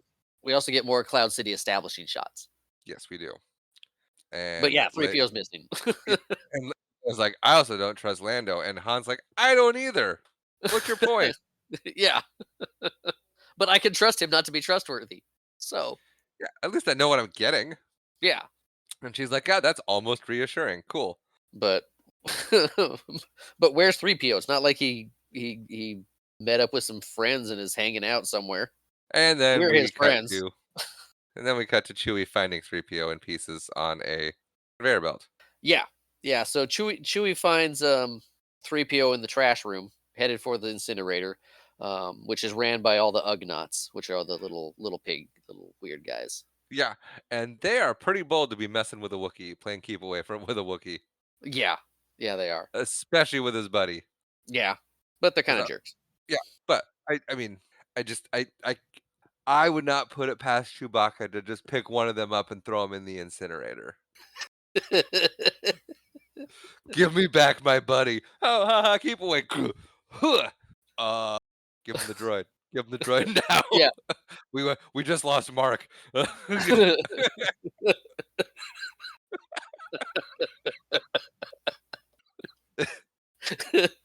Mark the Ugnaught. I like that. My apologies if your name is Mark. A name popped into my head and I went with it. I No, have I love nothing it. against people named Mark. You didn't say anything disparaging against the guy's name, Mark. You just had Chewbacca throw one into the incinerator. That could be construed as having something against people named Mark. Why is Mark gotta go in the incinerator? I don't know. He was the closest one to the Wookiee. 10 made it out. They always do. Anyway, and But yeah, so Chewie's working on 3PO, yep, and he takes him back to their room, the room. and Lando shows up. Lando and Leia really doesn't like Lando. No, no, She's she does emphasizing not. that. And then Lando shows up, and our friends follow him. He's like, "Come on, I got some refreshments for you. Let's go do this." And let me tell you a little bit about our operation and what we got going on here. Yeah, he explains Cloud City a little bit. He won it in a bet. He's the chairman, the overseer of Cloud City. Little operation trying to stay under the nose of the raid of the Empire. And he's got a foolproof plan that'll keep the Empire from ever coming back. Yeah, And then the door opens and we find out that plan is to sell out his friends. yep. And he's like, All, "Sorry, man. They got here right before you showed up." And Han shoots at him, and we can see that that's no good because the Force is a thing. yeah. Well, I mean, in classic Han form of shooting first, he sees Vader, pulls his gun, and just starts shooting. And Vader just puts his hand up and is like, "No, no, no, no." Yeah, I mean, who just starts taking shots at Vader? No one. Go Han. Right. Yeah. Han shot first. Yeah. And we see that Luke is heading towards our friends. Vader's gonna be like, "Who is this guy?" He shows up on a ship a few years ago with my old mentor, hanging out, I'm not hanging out with supposed my to. droid. Yeah. I'm not supposed to like this guy, but I really do. He'd fit in really well with the dark side. He's like that close. He's walking that line. I wonder. That'd be a fun spin-off.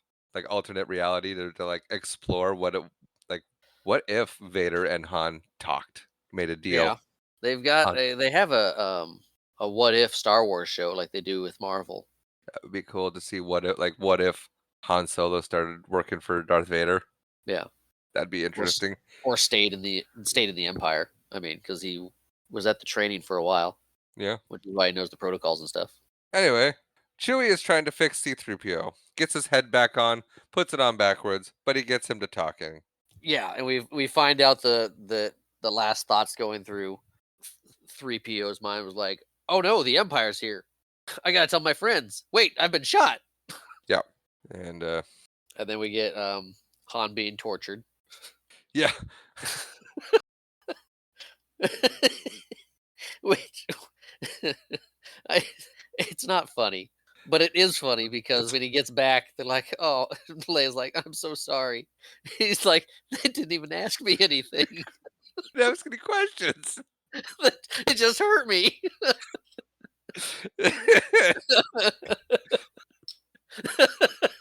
But we basically find out that the deal that Lando made is Boba Fett's gonna sell Han Solo to Jabba the Hutt, and Oh Leia yes, and Chewie have to stay in Cloud City. yep, And then as they're moseying, Lando tells our friends that what Vader's plan is, and that it's all just a trap for Luke Skywalker.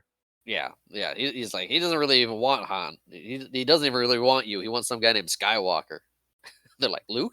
I'm like, oh, you know of him. Yep. And then they find out the plan is they're gonna freeze Luke in carbonite, but they're like, I don't know if that's safe. Why not kill him? You go, well, let's find out with Han Solo. Yeah, And he goes, but what if Boba Fett's like, problem? I take issue with this because if Han Solo dies, what am I gonna do about the money? And Vader's like, you'll be compensated. Don't worry about it. We'll take care of it if he dies. yeah. And Boba Fett's like, okay, that's kind of all I um, needed to hear. fun fact. Yeah, There's one of the things they did too is they redubbed Boba Fett's voice. Um, did they? yeah, yeah, with Tamara Morrison. Okay, He's the guy that played Jango Fett, all the clone troopers. So he would be what Boba Fett's voice sounded like. okay, that makes sense then. Yeah, I'll allow it. yeah, But yeah, so they're getting ready to freeze Han Solo in carbonate, and Chewie finds out about it, and he's not happy. In fact, he just kind of yeets a stormtrooper. yeah, yeah. Like, whoa, whoa, whoa, whoa. And then they stop the Wookiee, and I like how Darth Vader is completely unfazed by this. He just kinda watches, like, the Wookiee kill one of his stormtroopers and is like, "Anyway?" So, like, let's see how this plays out. Yeah. "Well, that Wookiee's mad. Aren't you gonna you don't mess with Wookiees." "Really, No, Vader? Even you?" He goes, "No." no. Nope, I don't mess with Wookiees. No, I it's like my just it's robot arms. it's just funny to me that, like, Vader like, Chewie kills a stormtrooper, and Darth Vader just doesn't bat an eye at it. He's just, "Ah, whatever." They're Yeah, they're expendable. "Oh, pretty man, much. that was Clyde. He had, like, 3 days left to retirement."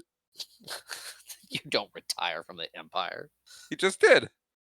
We Killed have a by a great Wookiee." we have a great retirement program. Killed by Wookiees, sucked into space, shot by rebels. I'm sensing a pattern here. Yeah, it's some kinda death. Yeah, yeah. But hey, Han calms him down. He's like, "Hey, hey, hey, you you got to take care of Leia because I won't be around, and calm down. Otherwise, it's bad for everybody." Yep. But they start pulling Han Solo away, and then we get the famous "I love you, I know" Yep. line. Fun fact: Yeah. that was a line change of Harrison Ford's idea. So he just The kind of ad-libbed it and was Yeah, like, yeah. The original line was something along the lines of, "Remember that because I'll be back," or something equally cheesy.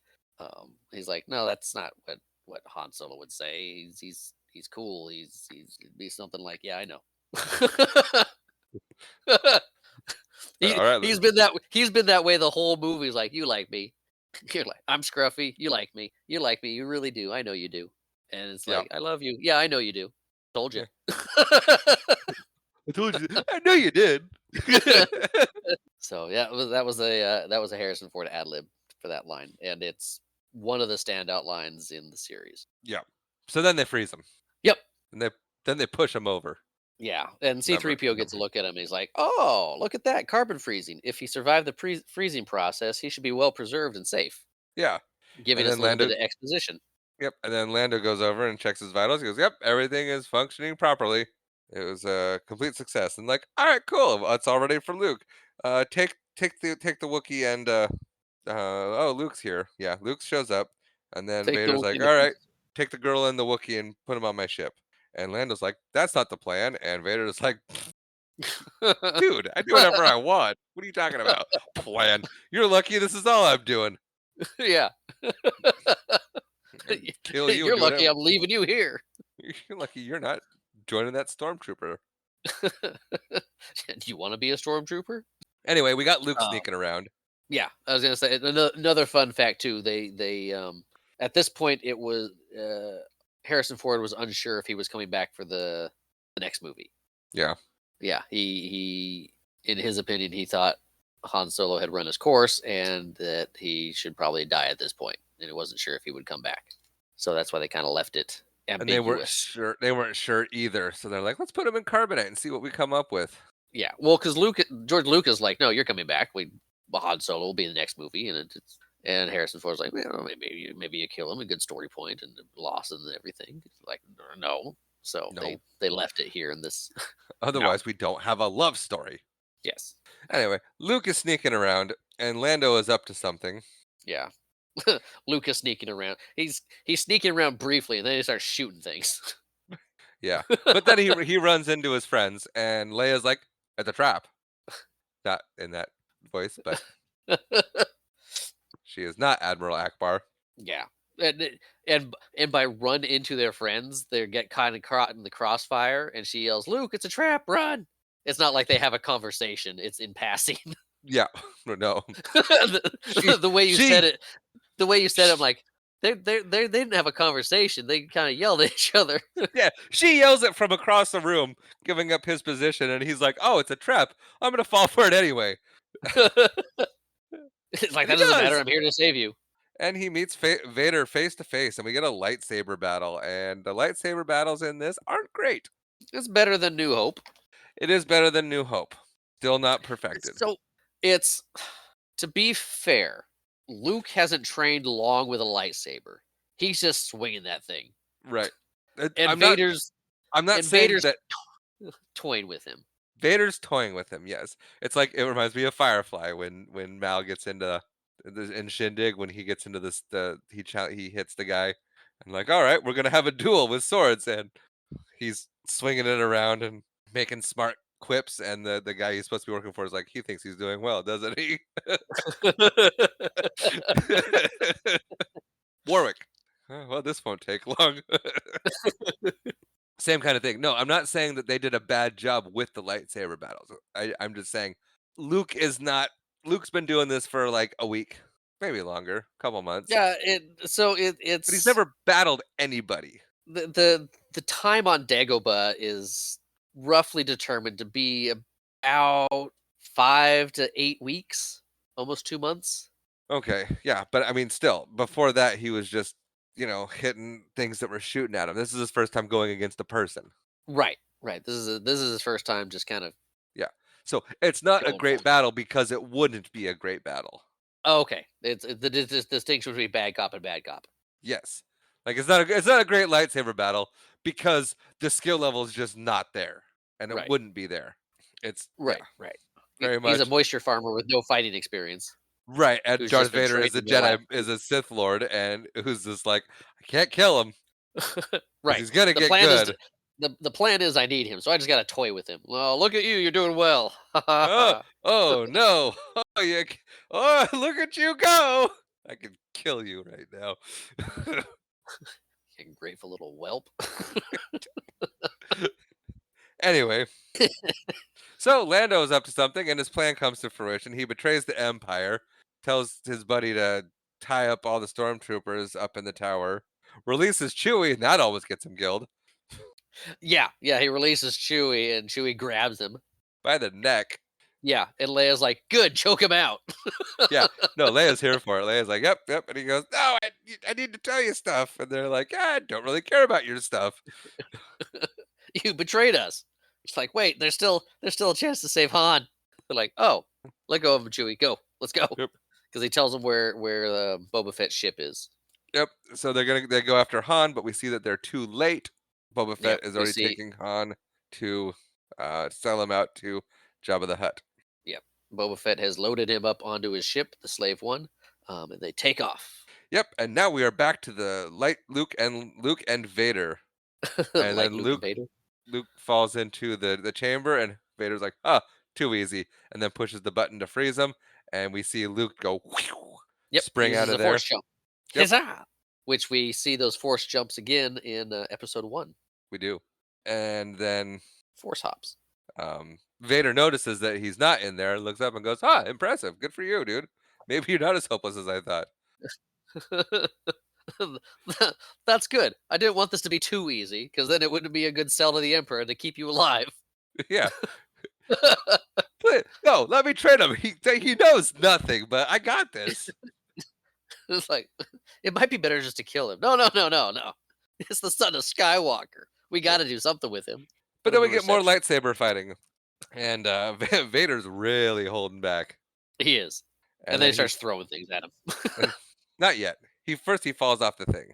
Ah, What? the noise he makes when he falls. Yeah. And then Luke chases him. And then we're down below in it's like his ship, right? No, it's his Cloud City. No, they're in Cloud City. It's like a Yeah, basement, like a it's walk-in the lower tunnel or levels of it's the lower levels of the chamber. yeah, sure.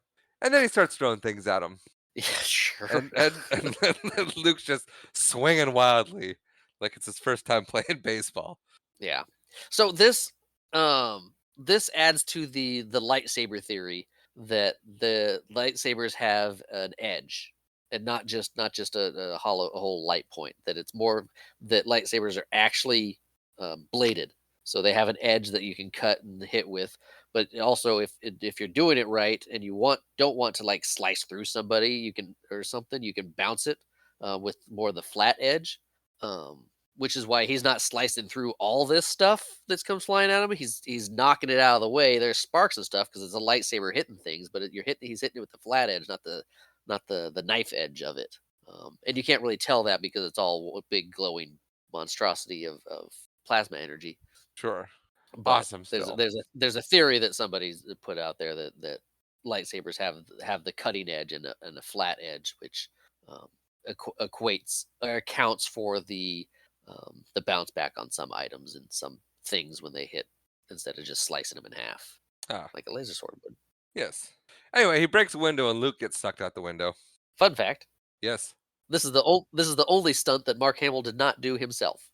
He I'm did glad all of his it. own stunts except get sucked out of the window. And then we cut back to Leia escaping. Lando basically says, "Hey, the Empire's here. Everyone get out of Dodge." Yeah, he pulls the alarm and tells everybody to run. Yep. Save And my people, get out. we got R2 trying to pick the lock for the door while being shot at. So everyone's shooting, and R2's there. Yep, They eventually get the door unlocked. They board the Falcon and escape. they do. Now Meow. we're back to Luke. He's wandering around, and Vader goes boo and jumps out at him. I don't know what that word is. Oh yeah, so they're going onto the bridge platform. Yeah, they're out on the catwalk in the Catwalk, that's it. I guess it's like a vent tunnel in the middle of Cloud City. It helps run air through the building. It's got all the ducts that go into the rooms and stuff. So this kind of like a big air duct, air shaft. And Vader's closing in on Luke. He is, and then Luke does some some kind of, I don't know, lucky shot and hits Vader in the arm, Yeah, wasn't prepared for it. He figured he had him on the ropes. Like, oh, and that makes him angry because Vader's got a temper. right. Oh, the kid If still got something in him. You little uh, jerk. and if you're not sure about that, go watch episode 3. Um, really see that or temper episode fly. or episode 2, the Sand People. Yeah. Anyway, but yeah, that cost Luke a hand, There were signs. Yeah, it cost Luke a hand. and now that he's handless, well, down a hand. He's down 2 hands, No, he still got the one. but he's down 2 hands. 1 solo. Process my joke. That's really bad. I didn't say it was good, but Anyway, he so lost a now hand Vader's like, "Hey, and a hand. I've taken your hand. Now you're gonna join me. It's gonna be He's like, great." "I'll never join you." And he's like, "But you listened to Obi-Wan, and Obi-Wan never told you about your dad." And he's like, "Yeah, but he told me enough. He told me you killed him." And he's like, "No, bruh, I am him." I'm your dad. And Wanna then have a we get catch? some, "That's not true. That's impossible." Search your feelings, you know it to be true. Yeah, no, great dialogue here. Just it's Yeah, all awesome. I have a fun fact about this. Fun fact me. Do you have a fun fact about this? I do not. Oh, good.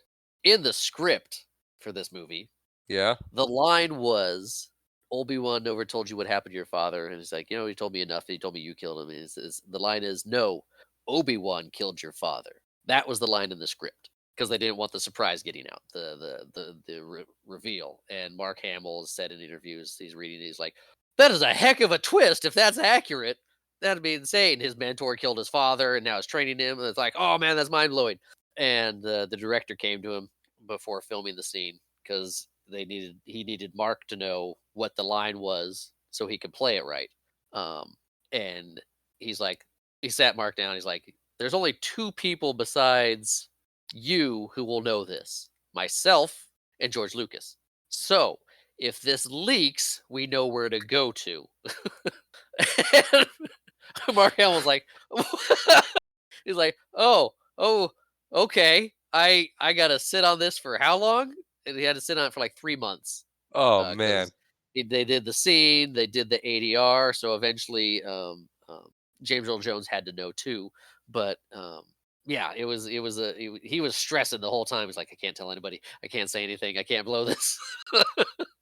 And then he said during the premiere, they're watching the movie. Harrison Ford leans over to him, is like, "Hey kid, you never told me that."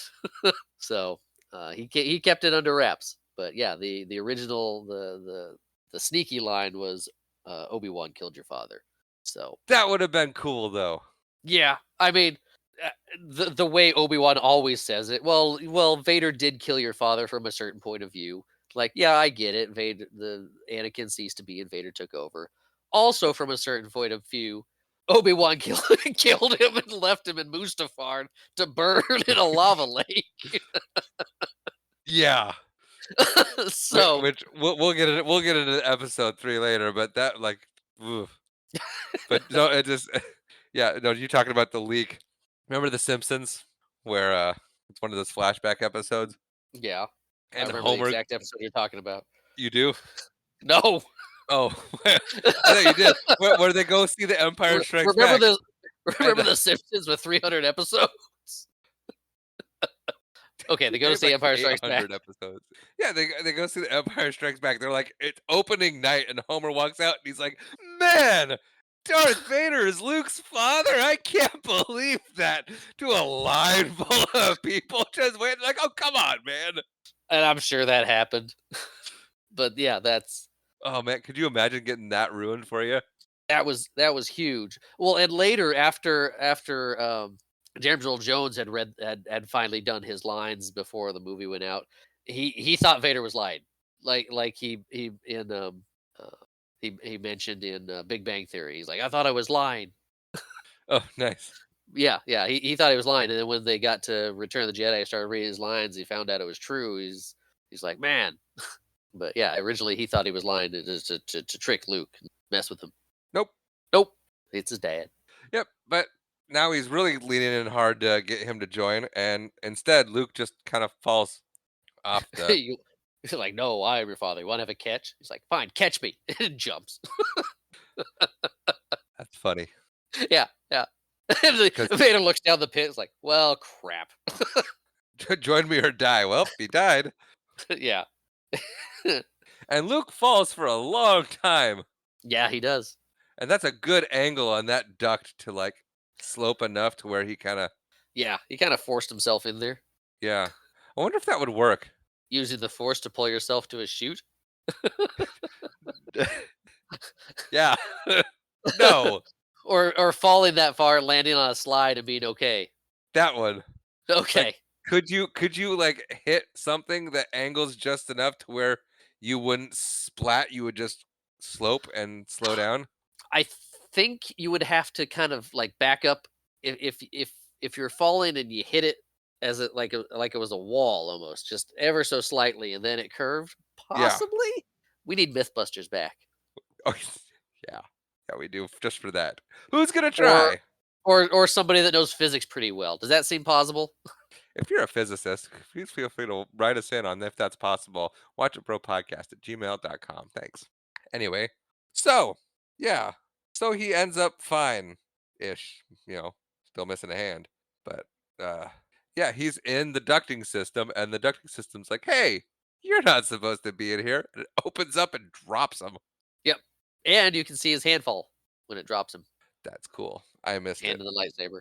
But yeah, so he's on this little itty bitty antenna. First, he's trying to climb back up, and then it closes on him. So he's just stuck outside on this little cable Yeah. antenna. That's how they get their TV. It is. That's what it looks like. And All those soap operas that Billy D. Williams was in. um, so yeah, Luke essentially force talks to Leia, and Leia hears him, and she's like, "Hey, I know where Luke is, and we gotta go back." And Lando's like, "We're not going back." And Chewie's like, "You listen to her, or I'm gonna kill you." Yeah. She's like, "Go back, Chewie." He pushes Lando out of the way. "We got this. We gotta Yep. get Luke." And they go back for him, They do. and they pick him up Yeah. just as Tie fighters show up. So they're it's a fun little detail. Lando's on this little elevator thing going out of the top of the Falcon, Yeah, um, and he clips himself onto like a safety harness. So he's strapped in case something happens. He's good to go. So it's just a good. fun little detail that I noticed. Yeah, no, that's But it. yeah, That's Luke yeah. falls. Lando catches him. He's like, "I They got you, bring buddy. they bring him in. You saved me. You're my friend now." Yeah, don't talk to the others. Tie fighters show up just as they're getting out of there, and then we get Darth Vader arriving back at home. Back at home. Right, that's where he lives. Yeah, he gets back to the Star Destroyer. Oh, but the Falcon's under fire. Leia is helping Luke. They are preparing for light speed, and then find out it does not work. Yeah, And then and we Lando's like, "What? They told me they fixed this. They lied to me." and then they immediately cut to Vader and being like, "Did your men disconnect the hyperdrive?" He goes, "Oh yes, sir." He goes, "Ah, excellent." Excellent. Get them. And set phasers to stun. Yeah. Yeah. This is personal, and Vader wants to take care of it. And then Vader and Luke force talk. Yeah. At all this time too, R2 is running around the ship trying to get the Falcon working. Yep. But then Luke decides to get out of bed, and he's kinda, like, trying to force talk to Obi-Wan, but can't do it, right? Yeah, it's like, "Ben, why didn't you tell me?" He's like, "That's awkward. I'm not talking to you right now." I don't know who this Ben guy is, but, Ben, I'm Obi-Wan. Call me by my name. yeah. Hey, Qui-Gon, what are you Oh, doing here? yeah. Get my name right and I'll respond to you. Anyway, yeah, I got right here. R2's busy doing stuff, and it fixes and then he fixes the light speed and we escape. Yeah, and It it's great. It's like last second too. They're closing yeah, in on him like, "Ha, we got you." Zoom. And you Vader's just see watching, you see Admiral Piet's face for a second, and he's very nervous. And then Vader's just staring out into space like, "Well, that happened." and then he walks away and kills no one. He restrains himself here. He's like, "Okay. Okay. We okay. I'm just gonna take a minute and breathe." Yep. 3, 2, 1. 1, 2, 3. What the heck is bothering me? Yep. Anyway, Lando's taken off. This was more of the 3, 2, 1. 1, 2, 3. Yeah. But we cut to our heroes, and Lando's leaving with Chewie and the Lando's Millennium Falcon. wearing Han's clothes. Wearing on yeah, it's all kinds of awkward. He's Luke wearing Han's shirt, except it's all buttoned up. He's got the vest on. I mean, yeah, to be and then fair, he didn't have any clothes of his own, and he's roughly the same size as his buddy Han. yeah, and then Luke is getting his new hand, tweaked, and Yep. we find out that Luke is going back to Tatooine. Yeah. So that's where he says the rendezvous point is Tatooine once Lando and Chewie are able to locate Han And then we get our and then he puts an arm around Leia, and they just kinda stare out into the nothingness, and we roll credits. on a very somber ending. Yeah. Well, Marshall? Yes. Oh, hold on. You, And that is The Empire Strikes Back. Well, Marshall? do you want to go first since it was my pick? I have to mess with you every time. I think I said this when I picked it. This is my favorite Star Wars movie. I love this one. I like the added stuff to it because it doesn't stand out as glaringly obvious of something that wasn't there before. Um, it's I know it ends on a downer, but it's such a well done movie. It spans a lot of things. You get a lot of information, a lot of good adventure. There's a battle. There's some fighting. There's the love arc that's not super cheesy. Um, it's better than others. Yes, Um, that's but true. this was my favorite. It's got a lot of heart to it too. What about you? This is a good movie. Yeah. Um, yeah, I can pretty much parrot everything that you said. Most everything you said. Okay.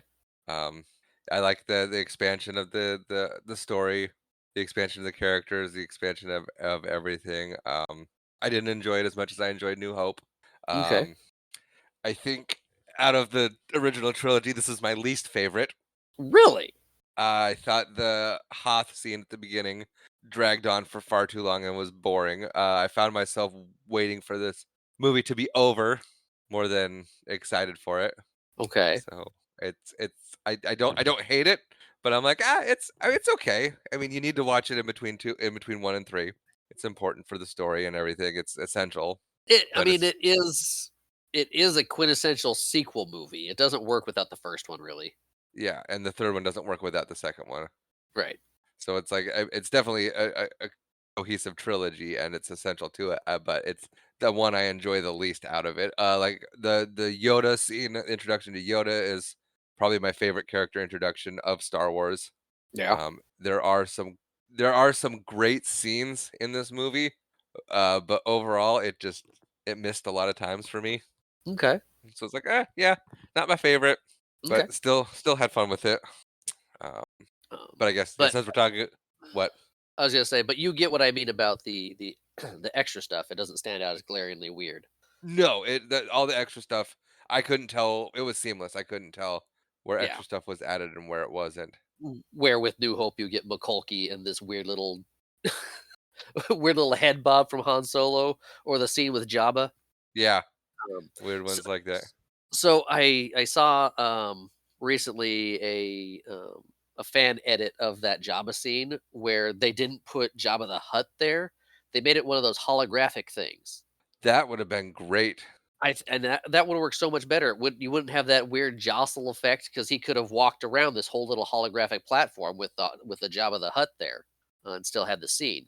Although I think the scene isn't needed. That I like the reveal of Jabba the Hutt in the third movie and not seeing Boba Fett till the second. But that I think that would work a lot better as that type of scene Yeah. without Jabba getting out of his palace. But okay, that's interesting because I really like this one. Yeah, it's yeah, yeah, definitely at the bottom Okay, for me of the original trilogy. My favorite being Return of the Jedi.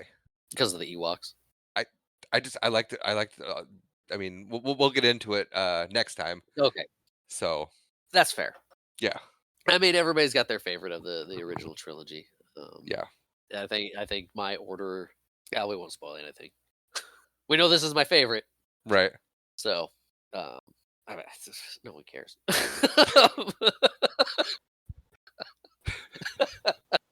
No one cares. This one's my favorite. A New Hope's my second favorite, and then Jedi is I think the third in the line of trilogy. Interesting. Each of our Yeah, favorites is the other's least favorite, yeah. and New Hope is the middle. I mean, New Hope's good, and I mean, it was built like this. It stands on its own. If you just watch A New Hope, you're like, okay, rebellion blew up the Death Star. Everything's gonna start going back to normal. We're good. Yep. Which is what the plan was, because he didn't know if he was gonna be making any more movies, so he had to make this one a little bit more concise. Um, but and then he got to expand on it, add to it, which is why I think we had a second Death Star Right. instead of Yeah. a different ending, because like here's the big ending, squish it down to one. Like, well, I could add all the rest of the stuff in I wanted. So more Death Star. Right. Yeah, I had a lot of fun with this one. Uh, did you ever see Solo? Yes. The guy that played I liked Solo as a movie. It didn't feel like Han Solo to me though. No. I It thought, it and didn't. I don't know if that's just because Harrison Ford's too ingrained, but I think they kind of got somebody that played more like Harrison Ford versus this guy. And I like him as an actor. I think he would have been good as a Dash Rendar. If this was like a Dash Rendar movie that showed, Oh. I think I would have enjoyed it better. But I mean, it was a good movie. It just didn't feel like Han Solo to me. Um, and I mean, and it's one of those things too that showed this is how he got in contact with Chewie. This is how he met Lando Calrissian. This is how he got the Millennium Falcon. This is how he, um, they they they did a lot of that. This is how he got this in that movie, and I think it might have been a few too many how he got things because it was all basically in this movie. Yeah. The movie Solo, that is, Right. Right. but And that's because you and got the that Kessel that's Run too. and that's part of what I thought with Empire Strikes Back is I think they tried to do. I think that's part of what it was they did too much in it. Like it felt like they, Mm, yeah. I don't know. I mean, it was 2 hours. I think it went pretty well. I mean, we had the threes. We had like four distinct different areas. We had Hoth, we had space, we had Dagobah, we had Cloud City. It was, and each one had its own little section and part. Right. It was a lot crammed in there, You know, yeah, maybe, and but some things I feel like they didn't need to be. They didn't yeah, need to have Hoth be a half hour. They didn't need to. Yeah. So I think some scenes were dragged out a little bit. I think that kind of bogged me down. okay. So, okay, I don't know what I was gonna say. Yeah. Yeah. Well, I think that's it. I don't want to get me started on any other Star Wars stuff. There's the new movie that just came out, Mandalorian and Grogu. Did you happen to see that, or have you seen any of the Mandalorian yet? Have not seen any of The Mandalorian. I have stuck with only the movies, Okay. first 7. Okay. So from episode 1 to Return of the Jedi, including Rogue One. Rogue One. Rogue One's a That great movie. that's where that's pretty much that's Star Wars Spoilers. for me. I won't even go Yeah. into I didn't even go into the Clone Wars. Oh, okay. Clone War. Clone Wars is overall it's a good show. It starts out a little slow. It can be Yep. it's long, but it adds to it builds Anakin's character. It builds the relationship between him and Obi-Wan a lot better. Of his relationship with the rest of the council. You watch Anakin I mean, it gives you what, 7 seasons of getting to like Anakin as a character, as opposed to this. You get the kid Anakin, you get this movie, and then his downfall. You get this whole series of Right. Anakin's rise, and it just adds to it. It's not necessary, but it is a good show and it's fun. And I can appreciate that, but I just like it. I just you get so much with Star Wars now. I'm just like, you know what? This is the chunk of Star Wars that I like, and it wraps up. It's all perfect. It wraps up beautifully. It just that's Yeah, it. That's my comfort home is those 7 movies, I get and I'm that. gonna stick with it. I might expand later. I might not. That's understandable. 'Cause I don't know at this moment. I don't think they have any planned or lined up for Star Wars movie wise. I thought they were talking about doing another Ray movie. That got canceled. Why?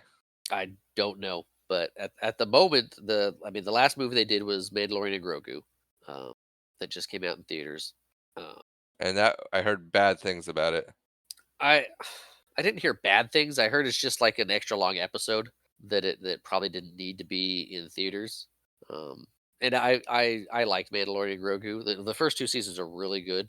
I think they dropped the ball on the 3rd season, with it, but that's I mean, got opinions, but we got opinions about everything. We do. So that's why we talk about movies because we have our opinions. Yeah, and we want to hear them. We do, yeah. Our parents like to hear them too. Right, and so does our aunt. Yeah, yeah. So, yeah, I don't think I have anything else to talk about Star Wars. I don't need to rant about the sequels anymore. No, no, not the sequels. Yeah, the sequels. Yeah, 7, 8, and 9. I think I did that pretty concisely last time. yeah. I got really angry about them. I don't even acknowledge that they exist. Yeah, Still. and that's fair. Yeah. But yeah, I think it might be time for you to tell me what's next because this was my pick. Yes, it was. So I was convinced that we were just gonna go straight into Return of the Jedi. Yeah. I'm not anymore. Okay. You have Because something else in mind? I did. I had something I had an original one, and then watching Empire last night, I was like, dude, let's just go straight into Jedi. But I do like because we used to do movies back to back, and that was okay, but it did kind of bog, I think. I think I like it better doing some space in between movies. That's fair. Of the same genre. Um, yep, I'm gonna go back to my original idea. We're gonna revisit a movie franchise, and we're gonna swing back in style with Spider-Man 2. Nice. Nice. I was wondering if this was gonna prompt the sequel run. Um, It did, so yeah, fantastic. Let's get into Spider-Man 2. yeah, arguably the strongest of the trilogy. Not to spoil anything, but like I said, no one cares. So yeah, yeah, the strongest of the trilogy. Yeah, Um, arguably, arguably, I mean, you can make a you can make a case good for arg one. good argument with the first one. It's the first one. It did a lot of things differently. It's a concise story, um, You can make a lot of but arguments for 3. it wouldn't be good arguments. Wow, but yes, Well, maybe we should save this for the, the let's save Spider-Man this. I just want to podcast. let's just get into it. Let's go. I've seen that movie enough times. I don't need notes. Come on, send it. Yeah, how does it start? All right, we'll see you next time. In a minute. All right. Well, that's going to take care of today's episode on The Empire Strikes Back. I'd like to say thank you to everyone who joined us for this adventure through space. Um, if yeah, hit that like, uh, hit that review. Nope. Yeah. Um, hit that subscribe button. It helps us out. It helps get us out there, and it helps our numbers grow. But if you'd like to reach out to it, you feel free to do so. Watch it, bro. Podcast at gmail.com. We are on the X, formerly known as Twitter, at Watch It Bro Pod, Facebook and Instagram under that same handle. Our intro and outro music is provided by my lovely wife. That intro being Blue, that outro being Orlando. And as always, thank you for watching.